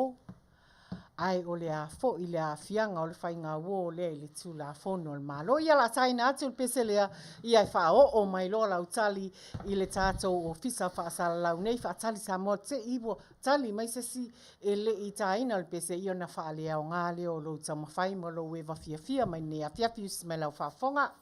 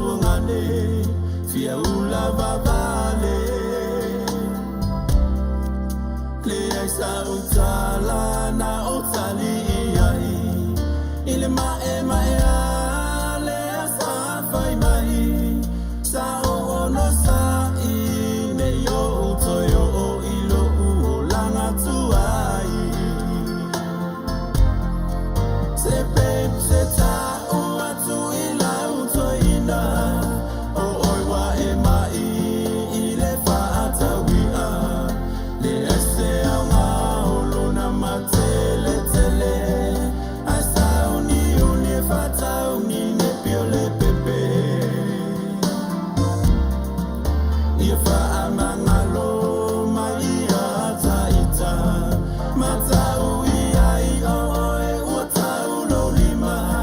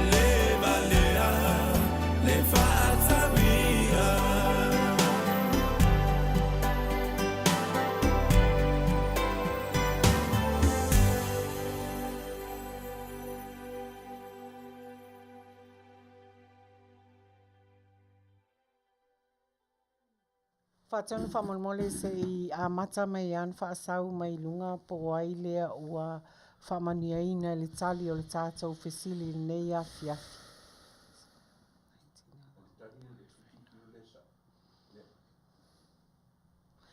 Ia, okay. Ia, Samoa, ia lewa sau le tātou tali a whai mai le tātou whesili e fia tau sanga o le tamaitai o ruta na whai aila na whai ngā wō. A o le a foi le a fianga o le whainga wō lea I whaasalanga wha le malo. Ia o le tātou tali e iwa tau sanga o ruta. Whamaile tama o ruta. Matua e tau tala I titi tele na o le se fulu lua o tau sanga. Ae tali atu ruta ilon tama ua tolu tau sanga o le maftanga isfulu to e se tolu ua iwa Samoa. Ia iwa tau sanga o ruta a o le ua whaile la whainga wō ma ruta. O ruta, she's a minor. She's too young. O tusa o le pepe whatoa whanau. Lea wo masiali I lea le whaimei whainga luenga le bank. Yeah, he's a adult and he's a full grown man. I o le afianga la na o le la whainga wo I te tonu o le afo I le tū la fono le malo. Wa o ta unga o le whaasalanga ngā I case whal malo o le statutory rape. Samoai o le mea tonu lava na leo lo tupu mai nei I stato watunu o Samoa e o mai lava le taimi le nei ua matua I sawa ina lava ia naifa nau teine la iti I le mea le wa iai whalongolongo atu lava le tele o news foi ia malaiva nai tuangane o lo alo lofa ma le whamaoni I Samoa o lo ta ua mai ai ia le whaasawale a tama ia po o tama tala vou po o toea I ina fo I la afule le lua. O lea ia a fia o male case lea langa le whaalongolongo atu mātou nei Amerika I news ia sau mai Samoa. Iwa walu fitu ono 5 whaatolu lua tasilo na winga lava. E o al pepe whato a whanaua na filea ua sawaina I to inga a mio whaapea o te ofo. Samoa atu ina atu 5 minute nei I tato te whaasoa I le mata upu lea langa I tā ua. Ala atu umua le avanoa al mato au whaingarenga ia whaapea fo I le sunga al mato whaatonu. Se I whesoa soan mai le whaamala malamainga o le tato mafutanga langa o le mea tonu lava nā lelo o tupu mai Samoa ai le I fofonga ina atu le ua manu malo I le nei Afiafi. Ia Samoa ia whasoa mai le nei Afiafi po le afo I se taulangona I lea mata upu o lo tupu mai nei sio tātou atunu pele. Ia lau sunga whaatonu whamolmole pe iai sau fisosoani I nei mata upu langa o tau ia lo o la vea mai nei I le mata upu le Samoa I tū pā malos. Lo la vea mai nei ma ua le whaaiti tia e o lava I tamā. Wa la tau le alo lofa na ia la tau whanau teine na la tau whanau ua mai nei la lang. Ia usimela whawhunga mo whatonu whamolmole so soan mai le matom ta upu. Whaftai, mana ia le mta upu o lea, pe o le mta upu leo leo la walunga le taimini nei. Le ngata o Samoa rawa ia, a o le nei fo ia tunu. Ai o le mea e o leo tatou mautinoa, e le fou. E le fou le mata upu o lo turai mai ua leva I tausanga a pe o lea whato aria e lunga nei ina ua iai le social media a mata upu lava ia ua leva o na whaia e lātou mātua ia o mātua fo ia lātou whanau o tamā ia lātou whanau ia o le pe o tausanga lava lea valu, iwa se fulu, su tasi, su luanga I lunga. Ia e tasi lea mata upu e te taupo lea se mea te tau on tatou whaia. Ua leo tatou whanau ni Samoa. Matua I fiua. Tu titi a so uma ia o mea lava leo lo tarano mai ai talafou. O le whale wha masino ia o le tasi ne mata upu o lo tarano ina ia so uma. Ia, au le ala se tala le tātou porkalame, mo se so tātou sao, ia mo le fo I whainga, awa a tātou whapea, le ale whi au wha le anganga, le ale whi au wha le tangata lawa ia. Ia, Pio sa u sili tau amata whatuku manatu nai lautou whafonga. Ia whaftaitele lava I lau sunga le whaatonu fo'i po o le director le nei le tio ia molo manatu a whaalia mai whai nei a Afiafi. Ia e moni lava ia lau sunga ona ua le o toi Samoa ua le o toi whaititia le Saua News mai Samoa I le whaafita uli leo le o tupu mai nei Samoa ona o le Saua aina ona I alo manai whanau teine la iti ia le o tau whaafongfonga mai I le sunga whaatoni ia la tui nātu loa nei o tuangane ia wa o le lātou I tu pāle a po le a fo'i ia so la ua na ngona o iai I nei tu ai ngā whaafita uli whapene I ese male matautia o lo tupu mai nei shortat. Wha mai le wha Samoa inga mai o news ia mai Samoa, wha mai o le pule le uma. A o le case le nei Amerika, statutory rape. A whai e maua oi Amerika o whaia o le tūlanga lea I nai whanau iti. Ia sorry ia la ke alu e join the monkey house for so many years. Ia la tūna I o tuanga nei ia po le mato au whainga luenga nei Afiafi e fesoa so ani mai po le hawhai se la manatu langa o la ua o tamatani o lea e pa mai ai ia le whaalavelave lea o mai nei Samoa. Niko? Whaftai lava mo whafisili, whaftai fo I le tatom tau polo whapeona folasia o mawhai fo eona tato sa noa mawhai manatu iai ea. O so ta ofi, o se ta sini o mta upo sili ona whawhainga ta ona talungo ina. Ona masalo ele o lava ia la whaalau iloa o nei fo mta upo I si o tato atunu I Samoa. E fua le alia e po le tele o tūlanga o loo whapena ona maua mai ei nei tu ai ngā winga whaale tatau pe o le tūla ia foi. O te iloa e peo nei tātou atunu nei whafo o loo tele lava le awareness po le whaalau iloa lea I le lawa I tele I tūlanga whapea ai peo si o tātou atunu atonu ele o lava or ele o mamafa fo ia whaasalanga mo I lātou o lo whapeona lātou whaia fua I le lātou le fefefe fo ele lātou te whaatino ina ia nei tūlanga po le whaia pea o na lai ele mautinoanga oh wow you know ailonga tate se whaasalanga tele mo po ol manatu fo I atonu ele se whaailoa to leo la sawaina I ali mata mai tai leo ia mo whapena ona whai pea I believe that ala ona tele ona la wiloa tūlanga whapea ona wai se tasi o mato I toala ona loto o le wale la vātia ia sawaina whapea ia ma o atua iloa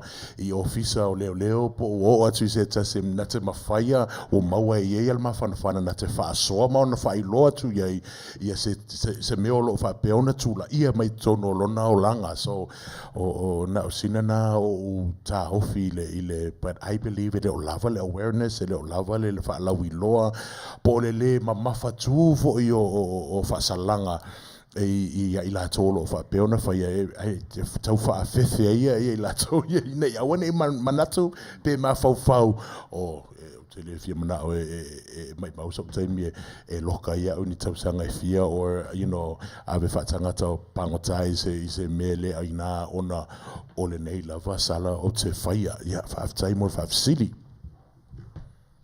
ia lau sunga fa tai lava lau sunga Niko ia molo amanatu whaalia fo I nei Afiafi o tatonu ua manino ma lo whaafongfonga mai ai Samoa. Ia lau sunga Auvaa wa o te iloa o situangane a Niko e singo ai esel naia o na langona mo na manatu o whaalia mai ia la tuna atu lau sunga Auvaa wa o te iloa ua o lo o whaisi au whanau teine ia lo whaafonga mai Samoa ia saunoa ia. Ia Samoa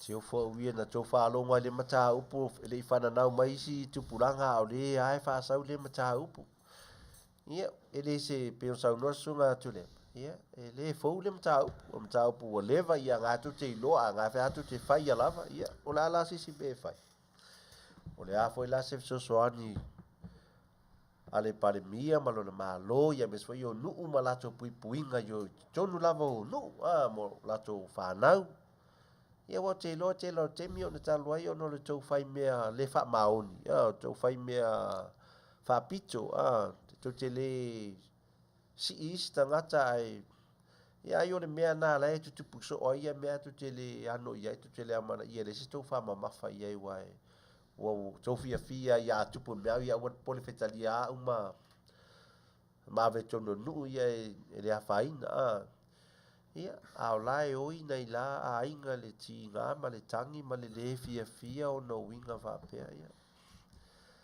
ia le se mea fonga pena me whatever mtapu whatever ele fato asau nei ia whaftaitele lawa i lau sunga a tio Auvaa ia molo manatu whaalia fui nei a whai mai ia siusole ia lufa fui mauno e kakau ngā whaamalusia tu la whono nuu whaakia mali nuu loka mo le se fulu tau sanga. Ia whamai lole tua ngane ia se munoa ni sex education at school. Ia.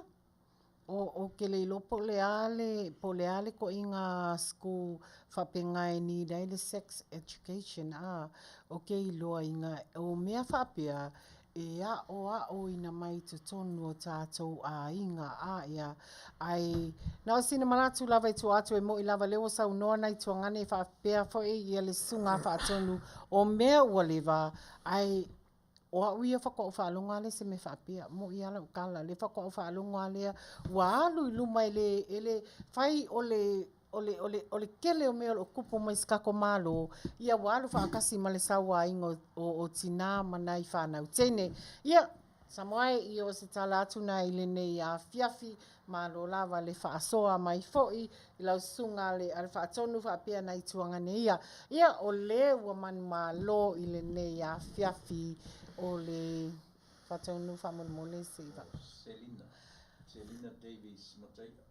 O Selina Davis Mataia.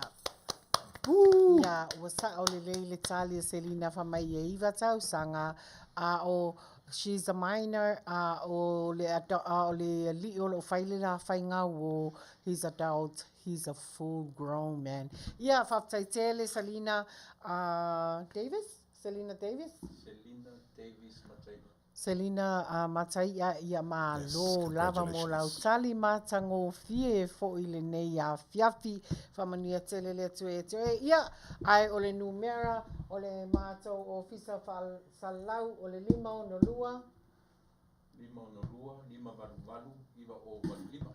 5 iwa o ono valu lima. Ia numera na alele tio whasalau o si fonga tai au fo ia numera mātou au whainga luenga e tasi al mātou numera e ta au i ne Amerika o le hotline pole lainga vivela e kasi ngumela ai kele kankala e kali e kuai na o le fitu ono o lua ono lima valu o lua tasi fitu ono o lua ono lima valu o lua tasi e whaisinga o tamai Tamalii Samoa wa le otu atu mato numera o le malia i o mele kupu ilunga social media scroll o ilunga scroll lalo scroll ai kulo e kangaka i fia pewa ngau ia lauwa ai ke ia lewa ngofa mai ai ke le masangi ai o nga confirm akulo leo o e singi kangaka ma le ilo life ia ilo po ai o ai ke i lawa kangi ke fongi fa mai xiao mea hello baby if I so told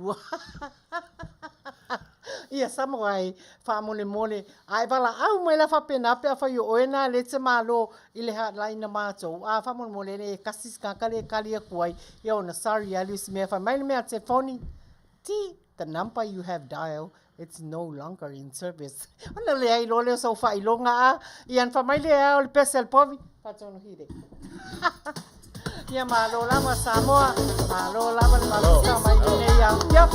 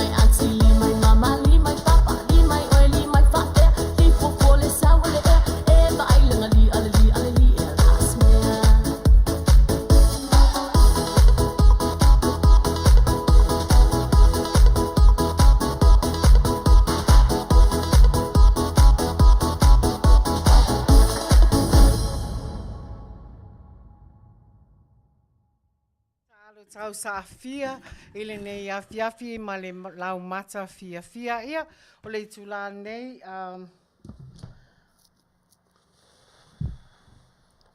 ia le a tatou atu lo le tatou ta longa mua ia le atai na atu le peselia e vai ai foi ai sa uni mai loa le isi tatou ta longa le nei afiafi usi mai lau whaafonga Samoa. Alright. Ya eto fatalo pato fo ele fionga ya palitele leia.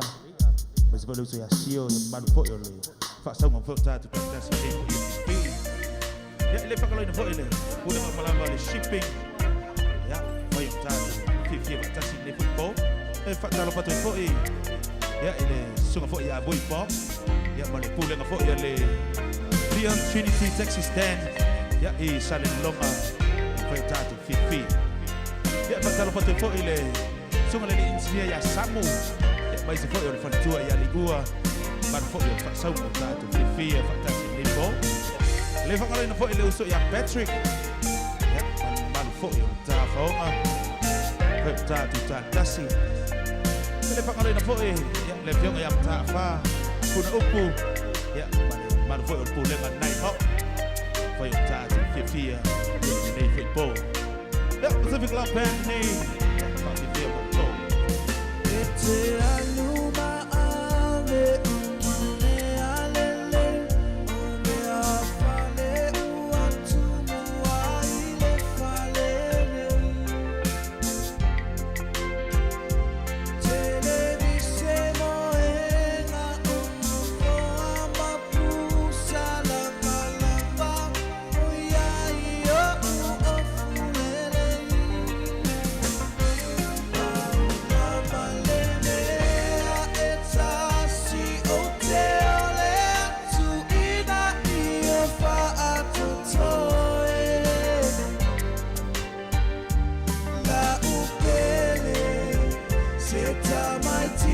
se imamumo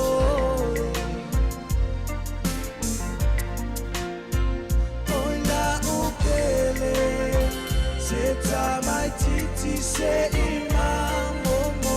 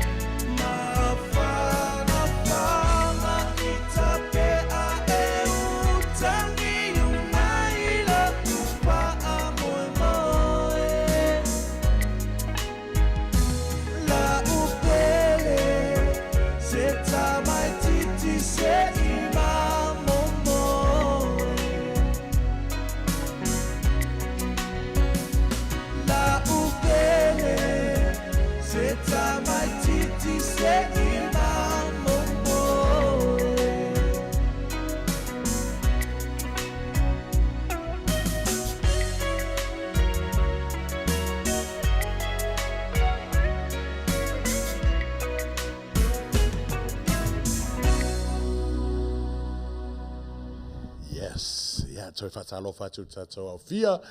Ia, a whai fo o lea ftoa e tau mai I tātou whatalaunga. Ia, wai o tonu mai lava I le tātou tālonga lona lua. O lo whaautuina I le tātou tālonga ole interview, ale job interview. Specifically, job interview. Ia, Samoa.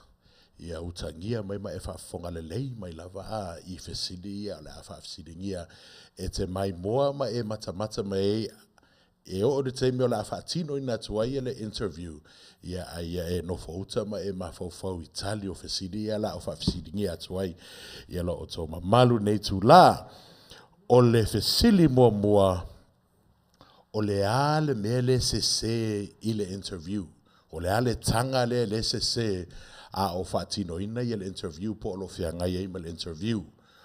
Lona luo whesili.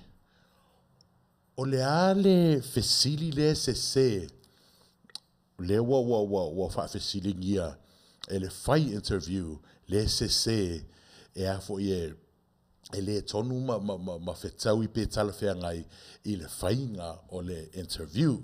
Ia, o le tātu la I le pese nei pe a oi nei on sai mai ia a le a fatino ina tu loa ia le interview. Come in. Hello. My name is Julie. Here's my resume for your review. Thank you so much. You may have a seat.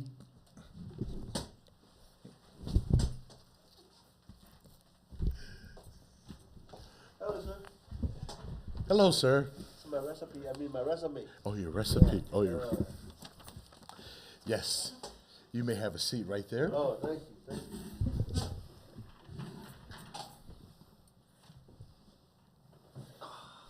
Are we all comfortable? Yes. Okay. All right. Well, good evening or good afternoon. Yes, good evening. I'm very happy to have you both in the office. So we are about to start with our interviewing process. I'd like to ask Mrs. Julie Scanlan, can you tell me about yourself? I am a hardworking and passionate about my work, and I know how to get the job done. Nice. Joe? Yes, sir. Could you kindly tell me about yourself? Oh, man, I can tell you all day about myself. I'm a good man. Everybody knows me as a good man. Because everything I do in life is good. Hey, that's where that word comes from. Jesus is good. Jesus is good. Thank you so much. Joe, I'd like to ask you another question. What is your strength? What are your strengths? I'm also going to translate it in Samoan. Joe, oanya wangava. Oh, I can build a house. You know? I can build a car, plane. I can fix anything, electricity, shoes, lawnmower, man, carpenter, all kind of stuff, plumber. Man, I have so many experience, but True. Oh, if you could just move into the, Oh, yeah. yes, to our table where we are conducting the interview so I can hear you better. Thank you, sir. Yeah. All right. Julie, how do you see yourself 5 years from now? Well, I see myself in a senior position, managing important portfolio of this company. Interesting. Nice. Thank you. Joe, Yes, sir. what are your weaknesses? O anyo vaivainga? Oh.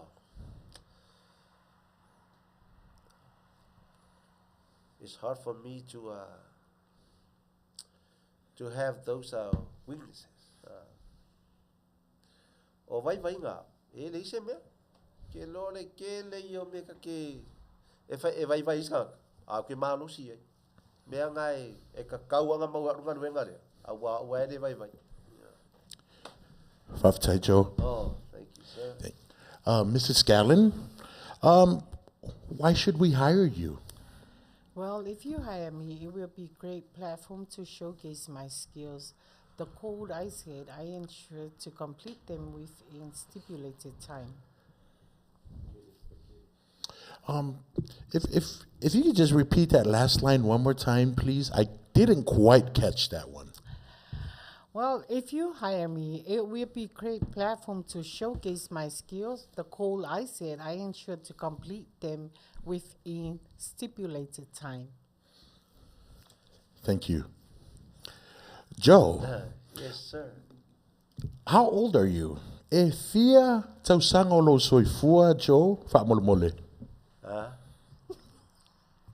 How old are you, sir? You can see? You can tell? Man, I'm only 16. Man, what kind of question is that? Oh, man. Give me my resume. Joe, please don't call us. I'll call you. Oh, yeah, I have your number. Thank you. Have a good day, sir.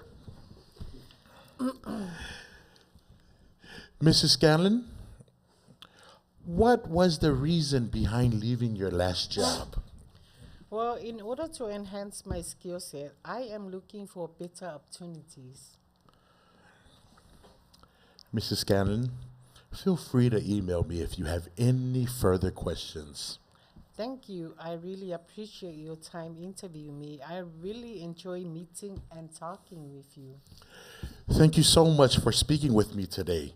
The recruiter will be in touch with you soon to discuss your next step.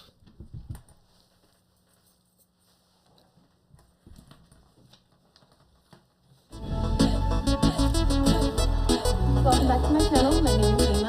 When I started my YouTube channel, I didn't think that I was gonna change the industry. So now, like, wow. Yep, fao o mai loia ia tali, e tu sai o whaafesili, o a mea na se se o le interview, o le a fo i le whaafesili, na se se o na whaafesili ngia e le whai interview, i le sa whaapeona sa i lia i ngā ruenga. Sau lola o tali.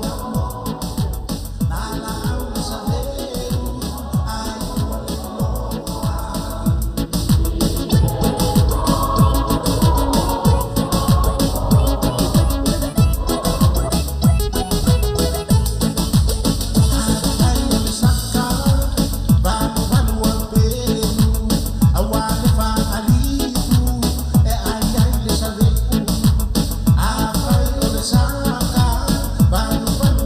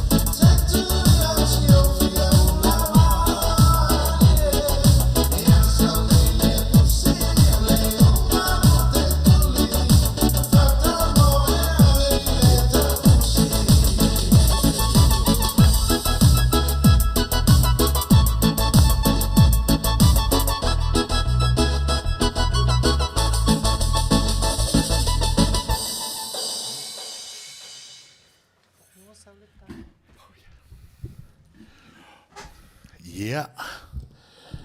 Ia malo lava ia sasa ia malo fo ia I lato uma lava o loo tu a ai mai ia lato tali ia ma lato fia malama o leo wa ai atu leo wa maua tu fo ia leo wa yeise tasi o loo fa peona sa o ia lana tali ia o le valu sale ia o le tali number 1 eye contact, number 2 body language, and number 3 how old are you. Sao uma ia vaenga nai tolu ia ole le ai se eye contact ole body language po o you know tino ia male fa fesili fu pe fia tausanga e sa lava ona fa fesili ngia ia le afai o tausanga o se soifua tangata o loo sau mai lunga le resume ia la ia tūlanga. Ia, so malo tūlawa lau sunga, ia mo le taliina o le tato fesiri. Mule mole antu ofisa. Mava noa sa tu fasala lauina. E whawhewhia la le ala se whalea onga o le wa au mai e valu le tali sao.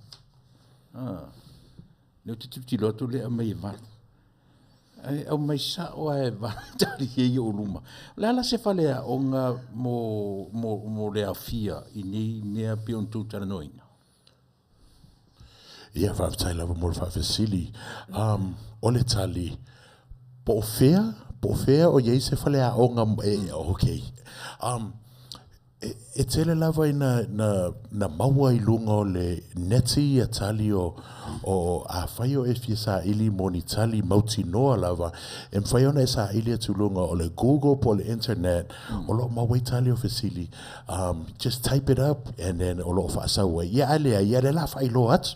Ia, e mwhai ona i eisef so soani ala matua o ofisa whai lo atu ia tūlanga na. Po watali po manino I fesili fa ale sunga IT ale ai. Ia, o la ofisa soani I le interview le po le job interview le nga umatu nei. E au ngā fo I mo le tupulanga talavou po o nisi fo I olo o tau sa ili ni lato ngā luenga. Wa ofisili ana na whai atu, ia matali ana mātou tu ina atu. Ia o tali mo I lava na mawhisili mo I lava na mea tau interview. Le ala wa wha Manuia ai, ia le po o se teine, po o se tamalea, le waman malo mai le Afiafi nei, ia valu, whaton wha mole po le alwhai. Sale. Valu sale ia congratulations ia valu ia o te tatonu o lo wa tamai wa so se tangata lava e alu e whai ia le job interview a me se me tau ofisa e vave lava onga po e inga mai ia le mea le o se le interview lea pe ila o le sunga ia jo le nga whai a kwa le interview ele lo se me mingo I so lai that's body language ia o ila nga pupula le mawhai ona ia facing a whaalele ia le whai interview ele lo se me pulai that's eye contact ia ai sao le sunga po le uso fo ia valu I le tali lea o le how old are you o le fasili nga o le how old are you le mawhai lava ona iai te tono o le se interview langa le whai mai it is illegal to ask someone their age or date of birth during an interview. Ia, ni nā Samoa, ape iai se si tau whaafesili, ai le ise e atu loa ia le tātou leisi tātou taalonga muli fo I o le nei Afiafi. So? Ia. Ale ai, I o la atai nā atu le pese lea e vavai ai fo I o na sa uni mai fo I leo le tātou fesili muli o le nei Afiafi usi mai lau whaafunga Samoa.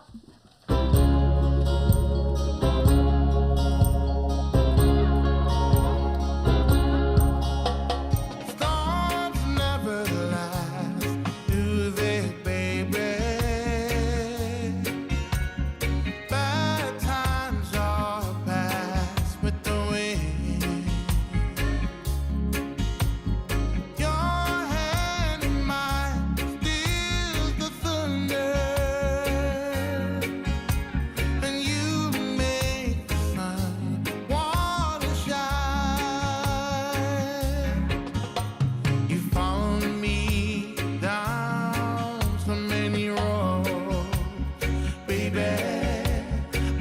wildflowers and sung me a soft, sad song. And every road we took, Lord knows our search was for the truth. And the clouds brewing now won't be the last. Storms never last, do they, baby? Bad times all pass with the wind. Your hand in mine stills the thunder. Your love makes the sun wanna shine.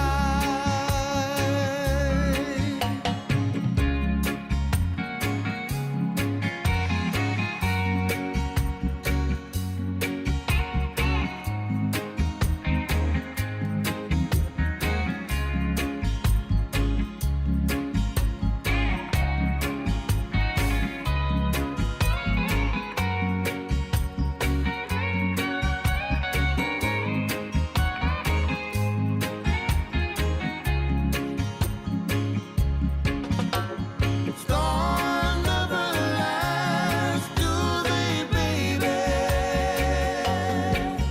Bad times are bad. Your hand in mine stills the thunder, and you make the sun wanna shine. Oh, storms never last, do they, baby? Bad times are bad.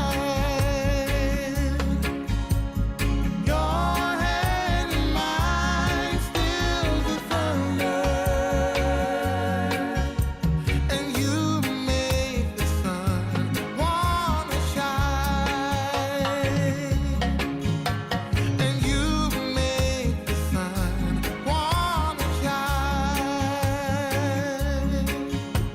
And you make the sun wanna shine.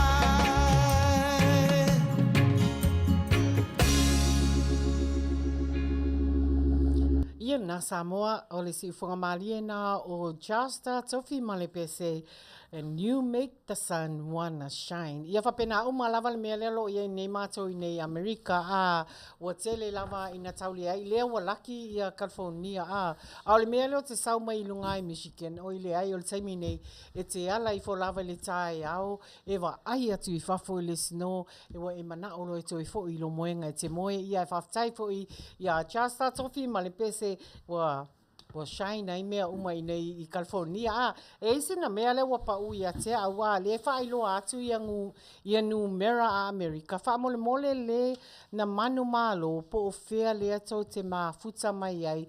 Ai a whai o New Zealand, po Australia, po Samoa, po Fiji e se atu i a Hawaii ma Amerika. Ia vai mai i o mātou i ngoa i e luma. E ma whai lava o nga e ringa mai mātou i le afiafi nei tātou friend. E mawhai ai o na whao o ina mai ia pe whawhea o na avatu langa o ke loa e whenkai a oe o nga e wala au mai i numera a Amerika ai leilo wala au mai lungo le messenger ia o na whao po e whawhea o na whawhisa o tai atu oe ia moro whailonga whenea whiawhi whawhai tele lava Samoa Manuia tele atu lava i e na mawainga ia whailonga i e lua e whamolmole omi mai ia po whea o le atunu u lea e te mafuta mai ai ma e taharo whiawhia mai nei a whiawhi. Se lautana le whailonga. E se lauta la, se lauta la ia whailonga i e lua o saunia tatole ti o whasal lau aolo o mātou saunia ia tātou whesili le nei a whiawhi. Ia Samoa o le nei tu la o le a te i o toi whaafeiloa ia tu lava tō tele ana i tangata i o mai lunga. Whatonu whamole se toi tutu la i titi mea i lalo le tātou screen whamole lava ia le nā.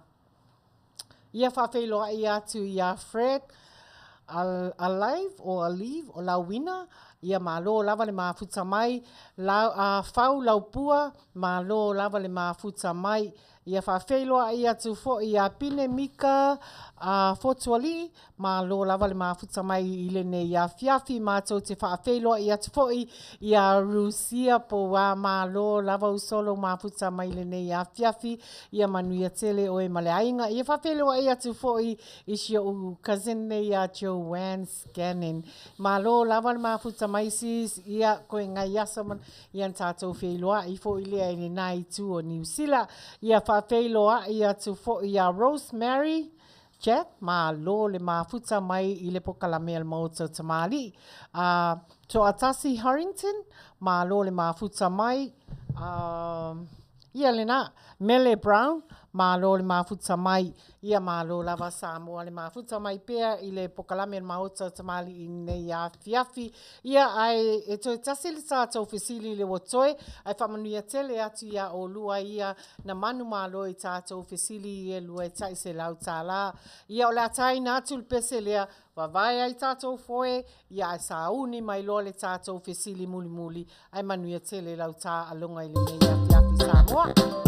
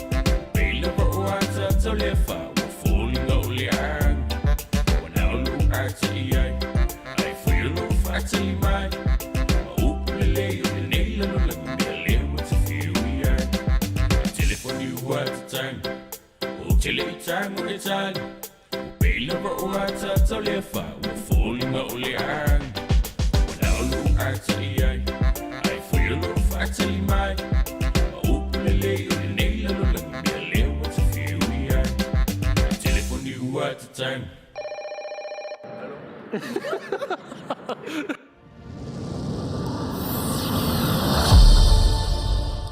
Ia Samoa ia te whamania atu i na manumaro i fesili po i lua nei a Afiafi ai whamonmole e whao o mai po where e te lua ta alo mai ai nang lua vai a kofi mena ka alo mai. Both of them? Okay, ia o lewa a mafuta mai au kilani ia whamonmole a le mawhai ona e wala au mai le numera Amerika ia na watu ia ona waili o mātou i ngoa i mātou luma a e kangoi ad mai ia mātou tātou friend a ia lena a wala au mai teimia nei pe ad mai mātou teimi nei i o Natalia tu lea se i whai pe whaafea o na whaao o ina atu ia lau whailunga fo i nei a Afiafi malo lava le taalo fiafia whaafeiloa ia tu fo i a Kafi Mauga malo le mafuta mai i le nei a Afiafi ia o le a whailoa le tātou fesili muli Samoa i le nei a Afiafi whai mai le tātou fesili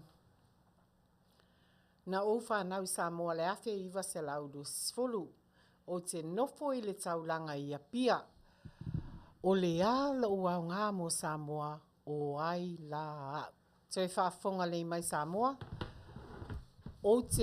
na o whanau i Samoa le afe iwa se laudu sfulu o te nofo i le taulanga i a pia o le ala o au ngā i Samoa o ai la. Ia la tai na tu pesele ia e whaao o mai loa lau tali Samoa Manuia tele lau tālonga muli o nei a Afiafi.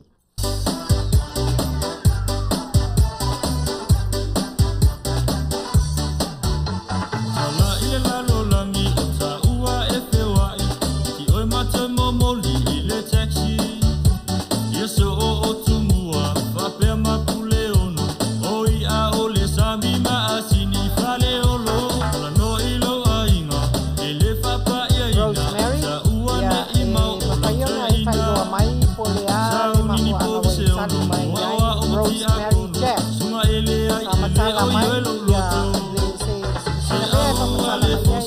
se o te le fia o te wali ele o o so utofi ai a fai ala o na so foi la ile ave pasi patali mai ai sei a tolo no frutasi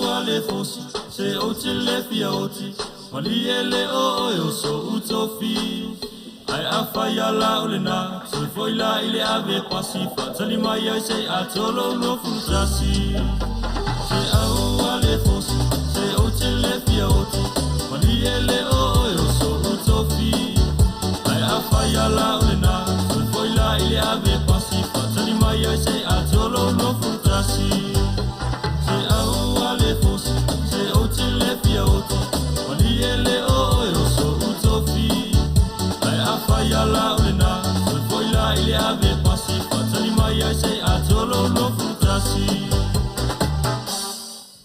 malo lava sa mo le tali a le wa sau le tatou tali ai mana ia foi pese sia tala vo a fai mai mana ia lan tala fa mai fa tali se i tausi mo mo ma tuolo Manuia le a ai to e se o le fai mai o le ali ile alula le a pasi kuli sa o ai kamasea alula le a pasi whakani mei se a kororu sulkas kwa le make sense a fo i a kulawa lai bua pinko mai e a pasi ia malo sa mua le vai le nei a fiafi lewa sa u tatou tali whaatonu whamolmole se a mai i lalo tangata lewa te leo tangata o tau ia sa o mai le tali ia o Rosemary Jack. Lea foi se tu mai e lalo le tali asi a Rosemary. Fa mai Rosemary, o le mafua anga o ofai atu wai o ke ole wati e tau lai uma i ai le tangai ale atu nu olo i Samoa. Ai mai se foi so se tangata e malanga atu i fafo. Ia, yeah, a little bit, but lela ufa matalai natu ole wati.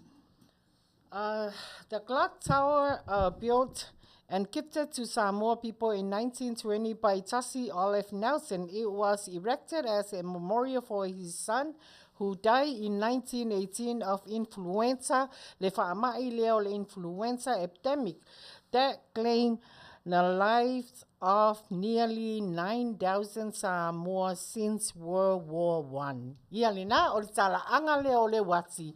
Na whausia le wati lea peanga pioti le wati lea e se tasi o whai pisinisi Samoa. Ia ta isi Olive Nelson. Ia o tombana tua whai le whale o le nesoni. Ia o le whai pisinisi tonu lava nā lea o na ia wha me alo whainga le wati lea ono o le mafua anga sa maliu sio na alu i Samoa le afe iwa se lau a se fulu ma le valu na mau le wha mai lea o le influenza epidemic a talo fai i si alo sia fo i fai pisinisia i ai wotonu ai loa na manatu o le a fai ai loa se maa wha manatu mo sio na alo i Samoa lea lau a wha atu ina ai loa le clock tower le i Samoa le wati fo inale te lato ai Samoa ta milo ai la lola ta vale tu i la musika la famea si wati hello welcome to Samoa ia mo ia o le fa mtala mai Rosemary ia congratulations mo ia le fa mtala mai ai le uma oti mai ai mato te a foi awarding lava oile nei Afiafi o no lo tauti nga ia o le si vaenga na fa mai o le si o nga o le wati le Samoa na o faifo i mama ile nata le fainga o le maafa manatu o le alo le onesoni aua faifo i mama afa manatu o le taua mua i Samoa le fai mai e iwa afe ia tangata Samoa sa malili wai le taua le mua le lalangi ia a fai you wanna know more langa leo le uma oti mali tali ai mato te fai longa inga pea ia Rosemary neta le nei Afiafi malo lava le talo fai e fia silafia pe oto ia kuko le clock tower i Samoa ia ona to ilole a fai te vava ai atu la se ser fai fesili le se me o ia wa tato te to e fai loa i fo il tausanga le Christmas ia Manuia tele ia lau fafonga anga lau ta alo mai le nei Afiafi Samoa ia usi mai lo whaafonga o le awawai foi ia ona se e atu loa lea i le tuangane i a tio Auvaa mo lana pokalame mulmuli whaapea foi i a Niko mo le whaumaina o le tātou live i le nei Afiafi ia e whaamanuia tele Samoa i lau whaafonganga i le nei Afiafi usi mai lau whaafonga.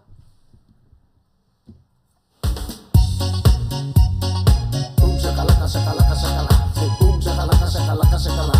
Boom, shakalaka, shakalaka, shakalaka. Boom, shakalaka, shakalaka, shakalaka. Boom, shakalaka, shakalaka, shakalaka. Boom, shakalaka, shakalaka, shakalaka. Shoma. Lumai lunga si vale kuma kuola musika. Lue lunga malalo ai awale kusia ile maso. Si va fika mai ile pese ma fa ai vai lau va.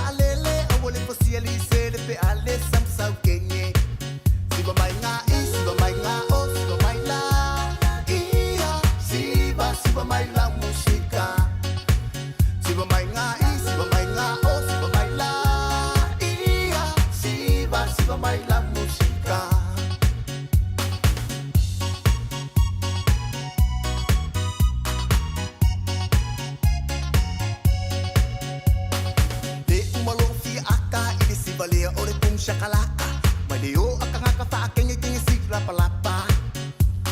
Siva mai mai makala ko akele fole au kau lama lama mafia ikele la kako lea o ngale lava. Siva mai nga siva mai nga o siva mai la. Ia siva mai la musika. Siva mai nga o siva mai la. Ia siva mai la musika. Boom shakalaka shakalaka shakala. Boom shakalaka shakalaka shakala. Boom shakalaka shakalaka shakala. Show my. Siva pea oi lau kengi mafika o wai de pito le pesi. Wali o akanga wale koe ango ini panga. Fai fale le yau tanga pasa fo ile si fale anga o kengi ai lokai oi kangu malala. Siva mai nga siva mai nga o siva mai la. Ia siva mai la musika. Siva mai nga o siva mai la. Ia siva mai la musika. Se coisa o casi a la señelica. Siva Siva mai la siva mai o. Se lue mai la lo oh oh. Lue lue male fu señelica le siva le fese ko lue ko le fanga o fese ma ko. Failo ai e kusa o lue se. Siva kope ma siva ke le va a umolo le pofa ai u le fa. Lue la lo lue fa alo. Siva ma show ma. Siva mai nga o siva mai la. Ia siva mai la musika. Siva mai nga o siva mai la. Ia siva mai la musika. Ha ha. E vai de siva la se pena vai le fuerse. Siva mai aka mai como que me sapaca vai kama ma kwa. Esse lo wa aka wa. Pela we se. Siva mai lungo lo fogia mai como la ia tears. Uma capo posa, pisa sound oh. Mai no se cago vai vale yo. Siva mai nga o siva mai la. Ia siva mai la musika. Siva mai nga o siva mai la.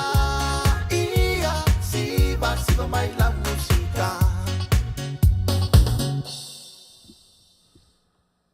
Ya, na Samoa. Mana ia fo ia si fonga o sia fo ia tari ia pum shakalaka ia tu atu ia o tapa Samoa i tau mape vai la ngutu i tau wina o pesel fa la i titile a. Ia o leitu la nei ia la ala talata fai u fo ia le tātou maftanga. Ele mawhai fo ia o na whaangalo inga i si mātou pule i a whaatonu ma le whalitua i a soli le nei a Afiafi ua afu fo i le la tautua i le la le itio whaasala lau. Ia le ngata ia i la ua a o le au whaingaluenga ma lava le si u fo fonga o le tae au fo o lo o mafuta mai ma au auna mai mo nei li tio whaasala lau Samoa, Australia, ia whaapea fo i New Zealand, ia mastete o Amerika, ne ia whai o tau whaafonga mai nei a Afiafi, le pese leo le atai na atu mo o tau, ai whaamania tele le tua i ati o tau Manuia tele le kirisi masi, ma le tau sanga fo Samoa, le ngata leo whaingaluenga, a o tau mamalu ma le tau pa ia Samoa, usi mai le whaafonga.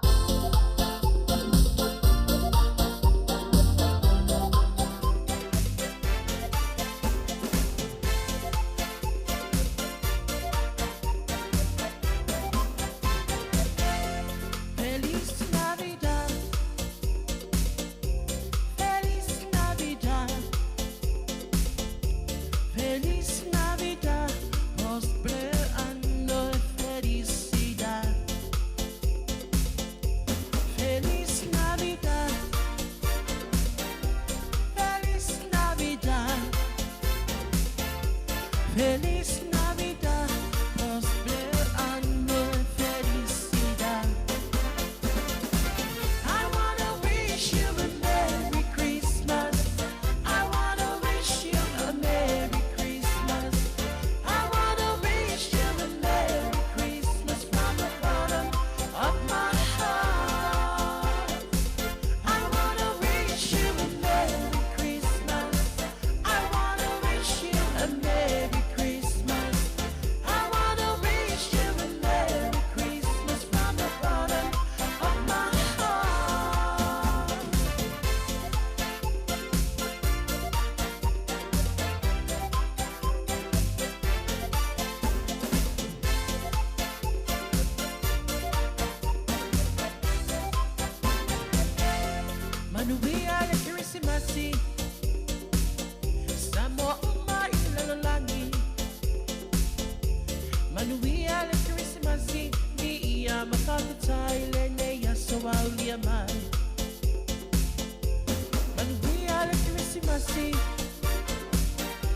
Samoa uma i lalolagi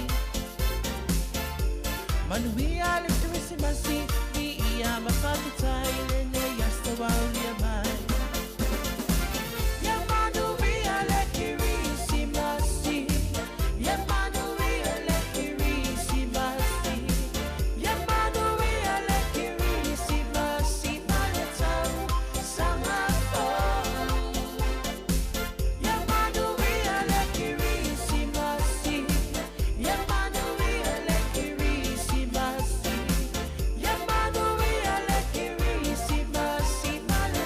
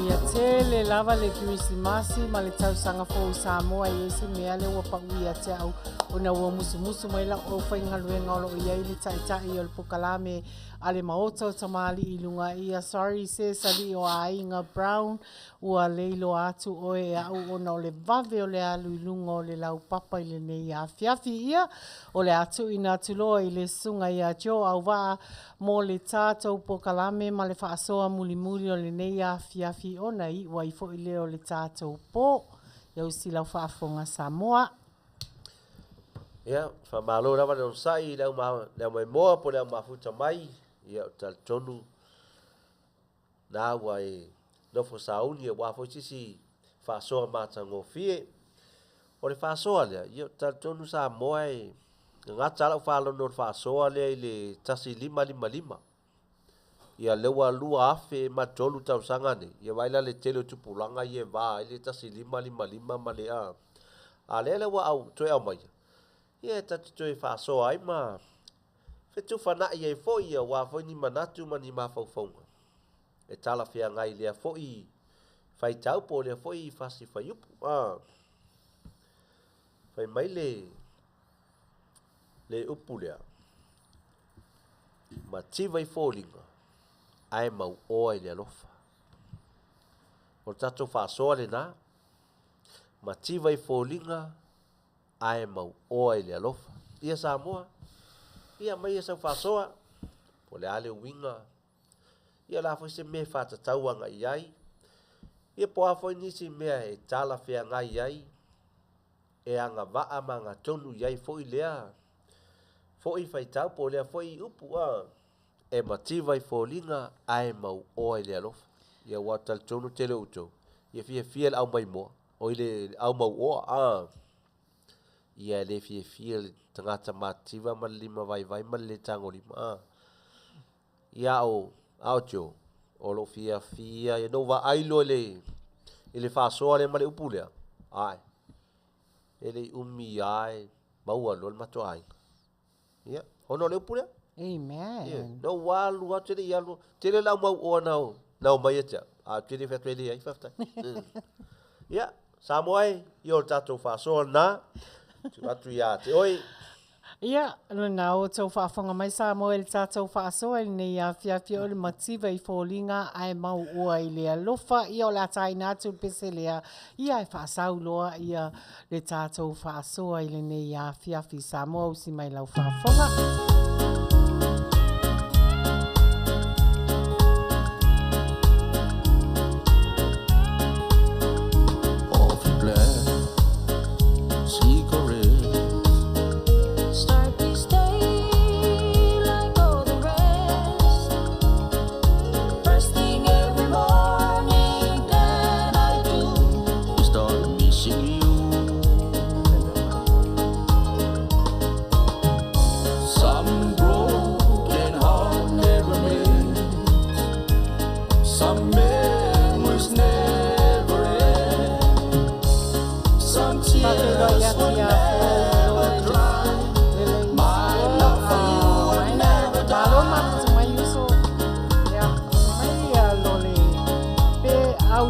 Lava fōlinga, e auleanga lava fōlinga ma mativa lo ainga ai le tangata, ai a maua le loto lofa ia le li uma amen, mana ia tele whaasoa loto ia fōu maro ma puta mai se.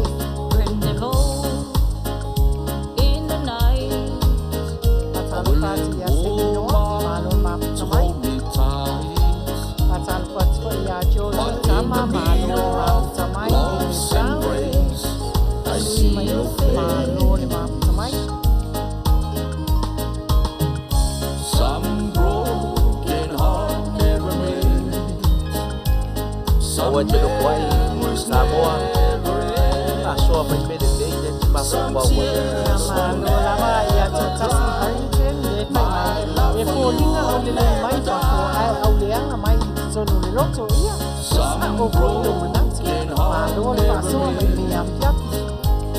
some memories never end.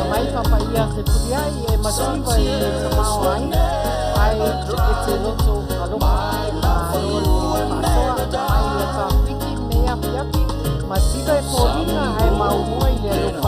whaasino I le tangata au leanga ma le ongo o se lea. Ai o se tangata alofa ma tau sa apia o na winga. Une ma lo lava le whaasoa mai. Kamaina au mi tau si tole ko ma roma kamaina au mi. O lea le au le mai o ko ina I whako. Ai a wha le tonu le roto e le ai se alofa mau le taimi. Fa ma lo lava Samoa ma nei a tele le tau whaasoa. Ia fa mai fo I ia si o tuangane le ia kinti o lo ma futa mai lungo o le YouTube. E le au le lei le vainga fa le tangata ai au le lei I le amio mawinga ia ma lo lava kinti. E selo le lei ia kinti. Ai na o whalongolongo mai Michigan wala tu le steini ala yesio. Ma lo kinti leva. Fa mai na o mi tau sivi to le afo aloto te leo tele le pese please. Yeah. Mai Luciana Fuarosa pe o te au leanga ai a maua le loto alofa mo so se tangata o le mea alofa sili lea mai lea lii. Ma nai a te le whaasoa Luciana Fuarosa. Ia whamai a le whaasoa Fred live po a live la wina ma lon ma tamai fai mai o Samoa e tautua a inga e kalesia nu o mea le lei ma matango fie e ave ai le tautua e mamulu ia I was this mo misspell le mamulu mea uma le fa mole love unconditionally towards others ia malo le fa so if my Rusia po wow my year of birth we all can do things we all love no favorites no favoritism. Yeah, kau mape wala ungkole ul fai kau fesili love thy neighbors as you yourself because God is love. Amen. Ia fa mai loa lofa fui mono ai a Niko au lele mai ia lofa foi ia le na ia fa tau va ma mativa I folinga ai mau o ai le lofa oi fa tau fa tu sho uso ia 5 ma lo lava 5 le ma futa mai le ne ia Afiafi we all love you 5 ia fa felo e tu fo ia Naomi o ia fai mai ia kinti ngai mea e fa e vai le Afiafi io e sa le ia o ia ma lo lava fai mai ia Naomi tu sivi tau sivi to le fo le ai se au ngai au le lei mai ai fafo ai oki tono le loto e lea lofa ia sa o le lei Naomi ia fa mai fo I Mele Brown matango fia mea uma pe a fai tātou te alu lofa iso se like Jesus Christ show his love for us Faton famul mole o famingo iel tato lau papa for us to die in a cross he's a pure thank you fai mai la ia Nielsen Mr. Nielsen o lali ta watu lo first name langa e faintala ititi ya unta wa Mr. Nielsen fai mai o e a aulelei fa fo tato foi na aulelei matutonu a fai mai fa mai le si upu e auleanga teu lolo ia ma lo le fa soa ia fa mai ia sane talanga talo fa atu le sunga fa wina le atua malo Niko maunga ese le fomu ha ia ese le ongo shote ia na fa mai na o mi tau sivi to le foa hello PS tele lopolalo PS or please or pastor pata welcome home okay fai mai ia meki la tulipe e sili lava ia ule mativa I happy yes lelei uma lava tau whaasoa Samoa ia fai mai loa ia pata Ioane Mikaele whaoangali so I fua Manuia jo Auvaa mali tau waa se tolu malo le whaasoa ia malo lava mo le naitala sosoani mai e whaalotele mato ne Afiafi mato po kalame ia fai mai Cindy o talofa uso malo lava fale afine Cindy Margaret fai loa le tama Samoa I le teine aua Aua e te vaai I lo mativa, ma lo au leanga, ai vaai I lo ua lo fatele mo oe, I love you long time. Ia malo lava I lau sunga al whawhianga inga mo lo manatu mai nei Afiafi. Ia, Julie, I miss, yasan. Ia malo lava le whaasoa, ia la tui nātu lo nei tonga nei, ia ma le sunga whaatonu, ia mo se sosoani mai fo I le tātou po kalamele nei Afiafi. Usi mai pia lau whaafonga Samoa. Niko?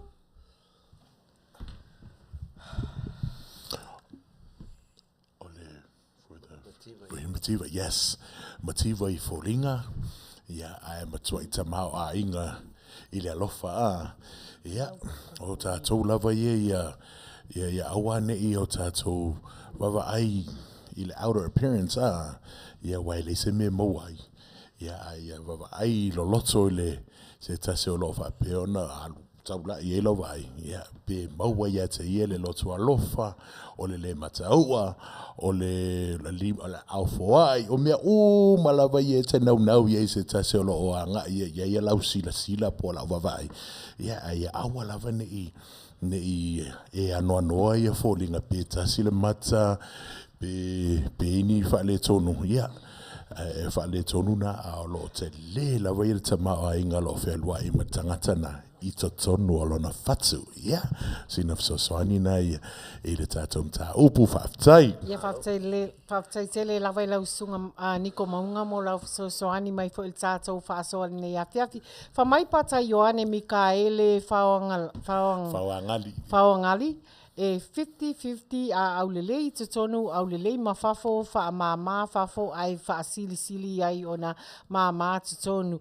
Vali mama te tonu. Vali whafo, vali ma te tonu I le alofa, oka se beautiful. Ese lelei, ese maa ngai o le whaasoa fo ia sia uso mafuta, oi ai toi whai mai losio utuangane leo kinti whai mai, fo I le isi whai kau wha Samoa, e pae le sungale, ai le whai ai ni whaalavilave, a e uli, e kuu, ai o kangia oka. Ese lelei o kinti, ese maa ngai o lau whaasoa ele nei Afiafi, ia whai mai o Miss Nielsen, e leo Mr. Nielsen, a whamari atu I lau sunga, aua le nau tele I le oa whaale lalangi, awa e vave ai na sui le vaanga I fōlinga, whai atu ai fo ia sao le lei lava o e Miss Nielsen I o e sao e vave awa le ngau I le oa ne lalangi a e sui ai ma fōlinga I o e moni lava tau whaasoa I le nei Afiafi. Ia whamai lona o mi tau siri tō la fōa vali whale e vali ai. Oi, ea. Ia le nā, mālo lava whaasoa I nei Afiafi. Whamai lo pau fōu vale petelo. Ia petelo. E alofa pea whisa ngai. Ai mai loa le tua ua pepelo le alofa ai te tau o na tusa umai tue lua o na ato atoa lea o le alofa ia malo lava mana ia tele lo manatu nei Afiafi. Whamai loa si o uso leo whai whaiva ele o fōlinga a o le loto ia mama. Amen. Whaiva aia ia malo lava le whaasoa whakoe whamai po ia pata Ioane Mikaele. Fia lava ua vai atu ia brother in Christ jo Auvaa ia lea li uso o toa whamanianga ia malo lava Samoa le whaasoa mai le nei. Afiafi. Tonu, sau. Pau popo sau. Te loa na ua tele ina maua ua mai e lato. Ma nei a fo I whaasoa Niko. Au te manatua sila o matua masiana tama. Fai mai ale le lo matua I siandama. Se vai se au tama. Vai se au to lua. Fili le lei se teine a mio le lei. Amen. E le o fōlinga a o a mio I le lei. Ai fai mai tala siandama. E se maa. A pe e mo moe se si mani a mio. E mo moe fōlinga. Le pi e maari le tala. Ai leu o te tari tonu ravao. Na e maua mai e lau Auvaa o a mio le lei. A mio le lei. Niko a mio le lei. Ia o Auvaa a mio le lei. Ia o lau sunga fo I le lei a mio. Ia pe o le mea siliana o tau o le tilo mai fo ia ar tatou E le o fōlinga. A o le a mio ia le leima tau sa fia. Ia, manuia tatu Afiafi. Ia whaftaitele le sunga whaatoni ia nautou whaafongafonga mai fo i Samoa i le whaaso atu al sia mātou whaatonu po le pule o le mātou le itio.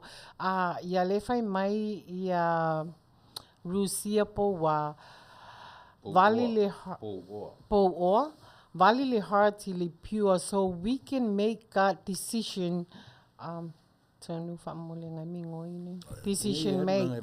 Ia, le leitele whaftaitele ia Lucia, whaftaitele a mo manatu matangofie, whaftai lava Cindy Margaret Fale Afine, ua masia foi o tau i le tātou maftanga.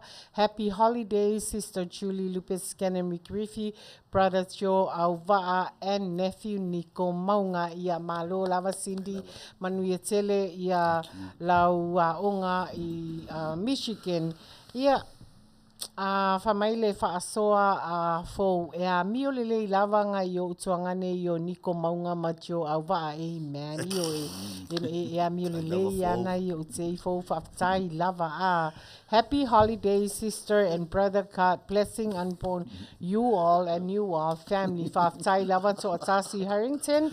Ia, natu e tui natu le sunga tio. Ia, o le teimine la tu atu no ia Sister Julie, ia wa foi sisi fo poponga ia fa matangofia atile foi tu fa so. Ia o le tulani nei le wo o mai te au ona wo vela foi le fala i o le ataina atu le pese a Juana fai mai o mai mau maftanga usi melo fa fonga Samoa ia no so soani lo le sho tongane wana na ponga talame ni Afiafi.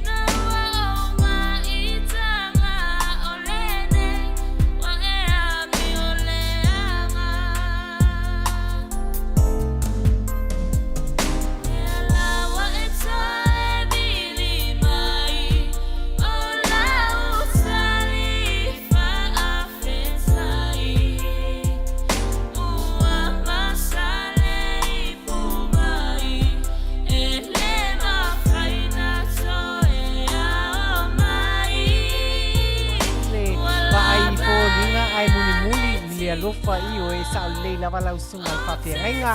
Ia whai mai fo i a pata Ioane sa o ai le skiusa le isia di inga e whai atu longa tama e alu e ta e le sa ui i le Bible study ai whai mai le uso sad dad or maybe dad aua te poli pe a alu le ka e le loku dad le ai se mea o iai ia mamama kokongu e whaalongo i le upu ha ia e sa o le i lava oe a e leo le ta ele a o le loto ia mama ia malo lava le whaasoa mai Samoa i nei Afiafi. Wow.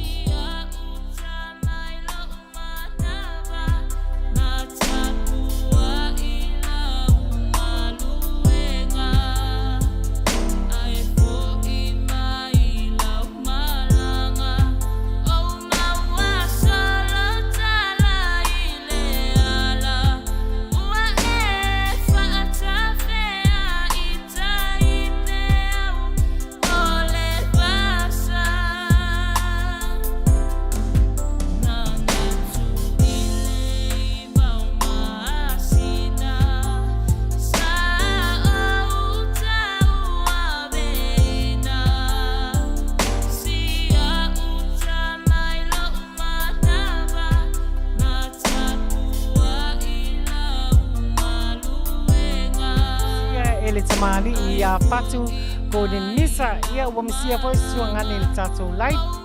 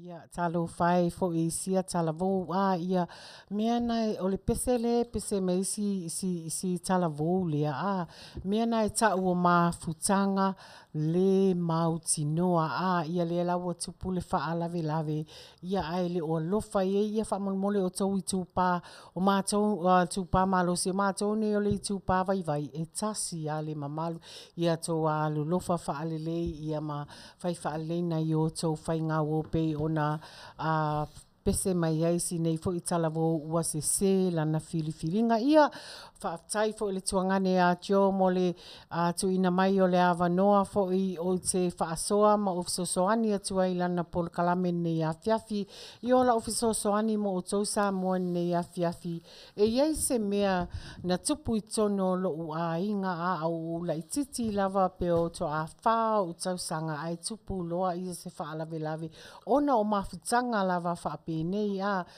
o show anti e la ititi folo utina o lona suafa o pe nina pe o ia le sa tausia uina ua whaavaitama au e show nei o grandma o ia na sa 5 na vaitami ia sa whailanga whainga o te talitono te le o mautinoa po le le mafua anga na lai o na tupu nei whaalave ai pe o lo tupu e maua o malama I le mea na tupu ele whaalave nei o le se o le fautuanga foi po o le filifilinga mātua na whai ua lai o na tupu whaalave lea ua tau mawhai ai o grandparents e whaasola le mako auntie lea po o lo o second mom le New Zealand ia ai tu usiana whaina o la sianga wolo o nau iai ia lona loto fai mai ia na whaumtia nei ali isa wo masho anti ia lo anti la au malosi ia ma whaumtia I lo maia ia le na Samoa o tatonu o whaalave whape nei mato I ngā whilwhilinga whape nei e whai e tātou mātua o tatonu ele oni e ele taimi ele sao ai foi ia fautuanga tātou mātua o taimi nei ua alu luma ia le poto ma le atamai e whai ai le filfilinga le tama ma le teine ua loa malama I le mea tau na whai ia le nā Samoa ia le meana na tupu ai show anti e ngo ia penina ua whai ilangi le wholaunga o talu ai ona o le mautonu ona o le o le filfilinga mātua ai wha mole ele taimi e tau fo ina tātou respect ia relationship a tātou whanau o awia. A whapea sau le tama mata iwi pol tama vai pi o efi mana o inofo se se ola o whanau tine. O te whatua ia le lei. Pe a whai o lo te whai atu e nau ia ila o tama tine inofo ai whatu ia wale lei. Ai tasi lava le meo te whai atu e te oe aua ne e whasia la o tama wa e whasi lo o le tama au la tuloa au le whasia o e langa I te mai ia o la kulua whasi maloto ina ia le lope la kuai mau o iliki ngā o le kama ia le nā Samoa le tātou whaasoa nei Afiafi ia atone au ngā whaile nei whaasoa e whai fo I malu I tau I nisi ele o atonu ia whilwhilinga ma lātou fusina lātou whanau e awane I nofo atu I tama po ni teine le au le lei po ni tangata I le fo nei tū le lei o lātou ainga o tātou malawa na whai e le atua o le nāla e whai atua isi na whautuanga ia le atai na atu pese nei e afu i nei. Ia, o le ato e foi i le tuangane a jo e whaamuina o lana mata upu o le mativa i fōlinga ai maua i le alofa o si melau whaafunga Samoa. Ia whaftai Samoa i le whaasoa matangofi e foi nā ua wholosia mai lumo tātou laulau nei. Le ngata foi lea ia mes foi le sosoania le laulau, le songa e whaatonu ia whenea tuli ma le uso nei ia Niko. Ia singa whaupoponga. Po se sina vahenga motu e tu atu. Il mativa i fōlinga ai mau oa le alofa. Ia o upu e whainga tā. O upu fo i e le whainga o fi. A e vai lo loto ne le soifuanga ma le ranga le tau te soifuai.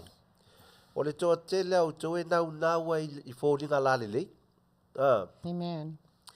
To tele foi oli e nau i tamaita i la le lei. Tele foi tamaita i e tama le lei fai tino te tele maso ia tamai e tu le lei mau mea tele tupe ia fa pena foi tamaita o le to tele foi nga o to e fa pena uma e ui mo i ai na matango fie le mafo fa mo le manatu e le ai e lo le fōlinga a le mau o a le loto mane ia ai le mea na nai o le mea na muni mai ia o le whaasoa na ia e tu atu ia te auto ia o le moni e pawala tangata leo te iloa e alofa i fōlinga mativa ia ngā tio a wale te mea na whaasoa le mea lea a vai la le no va ai e steine na so le te leo tangata na fia isen iri amanai ia na va ai mai lo ia te ausstene taso fia ia vai la temine ia wasilia tuate ini le i European ia ila le upuna femetus o se mata uliali ia amu ia o ia va ai la le matango fiete ia tato faso ana Samoa ai fa wau pe lo fia le au lei ma le maua ia tu mativa motio ia o tato fasona ia tu atu ia tuli ia whaaftai lava Samoa mo le whaafonga mai fo ile nei Afiafi le tātou pokala me le whaasoa whaaftai te le lava Samoa ma nei o mo tau whaasoa ile nei Afiafi ia o la tai na atu pese le ai vavai ai fo ia ntu na atu le sunga Niko mo le whaaumina fo i o le tātou pokala me le nei Afiafi ia Manuia te le lau whaafonga Samoa.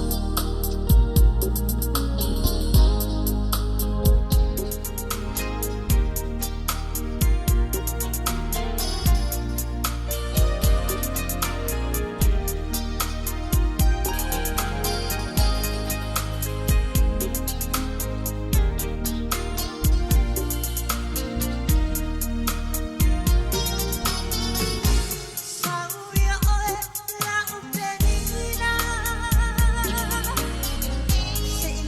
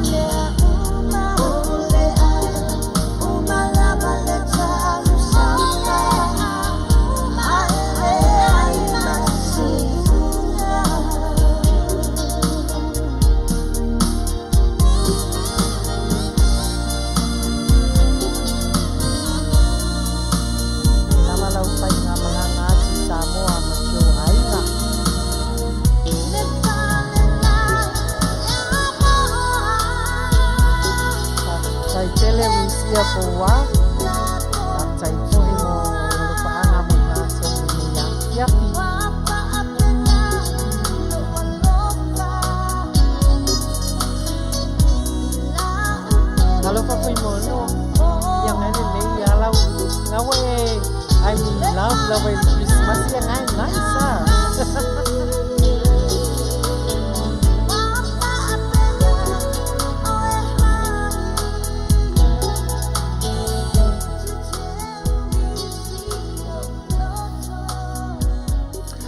Ele na Samoa o le mutaangana o le tātou prokalame wa ata atofaina mo le tātou Afiafi. E mua ona o toe whaafitai whaamalo I le siufonga le tai au fou Radio Samoa I ona au mona I e tusai o le mātou o wanoa na mā whai o na mātou whaafiafia ma mātou tautua tuai mo le mamalu mo le pai o si o tātou tunuu I nei fo I tula sa mātou whaafiafia tuai whaaftai ma ia whaamanuia ngā lea tua le siufonga le tai au fou ia si le lau sunga le whaatonu ia malamasi ofo e toi whaaloma whaaftai atu fo ia I lato umalawa sa whaapea o na mawolo o toa wanoto te mai mua mai ai le tātou prokalame ia o se tau mawhainga whaatau waana ale mātou au ofisa po le Maota O Tamali'i a whaina iei se vaenga I le tau Tamalii pe le talwhiangai I lau whaafonga anga po lau silafanga I nei tula ia malu awe whale ia ai tātou toe ia o te loa lawa o tau o uso matua whaafine ia e tātou te e whapena lava ona iei le anganga I tātou te fsoswani le tasi yeah we wish everybody a happy holidays mo I lato o la tātou le whailoa is time yo I luma yeah happy holidays Manuia Christmas ia male anga ia tu foi I le tausanga fou ia tele so o to Manuia o le Maota nei o Tamali'i Niko Auvaa yeah male Julie Lupe Scanlan Uikirifi Faso Foya ia martemi nei o la tā mai tātou pese o le vii ono uli ia ala mato sa tasi atu lava mo oto ia ona poa I lea o le tātou po taui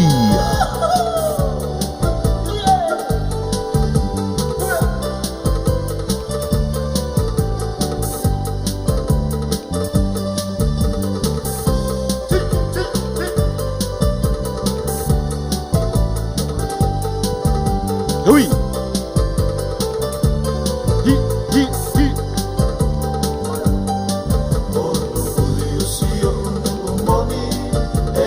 Aua, sawi.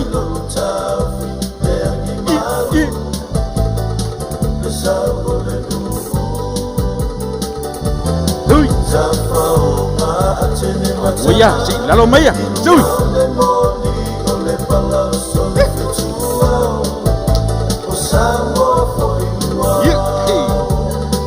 Ia atala ia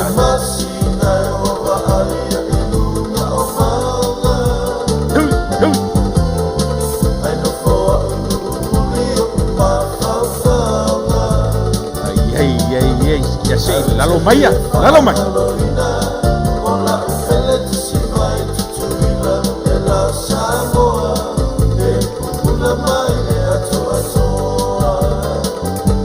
Aguya doi here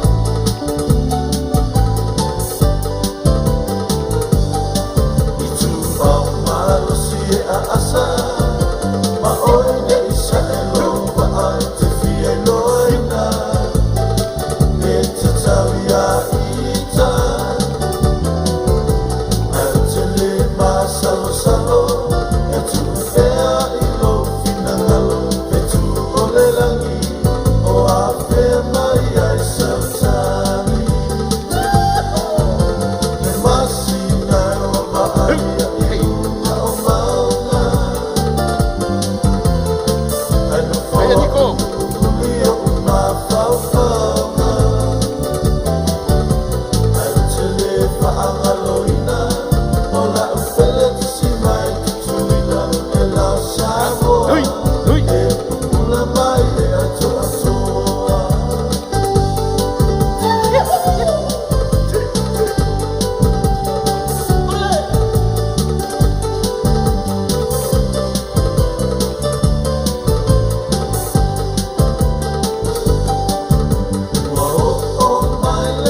vai malosi al sanguisi. Oi.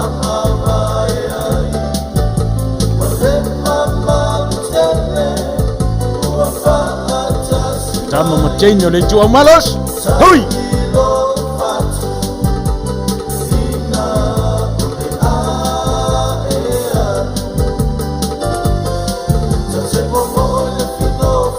Silva, Silva.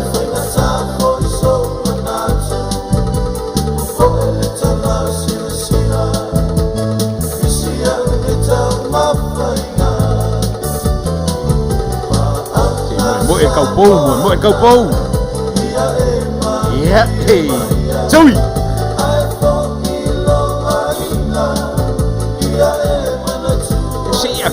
Si akakasiala. Ia awe katoi.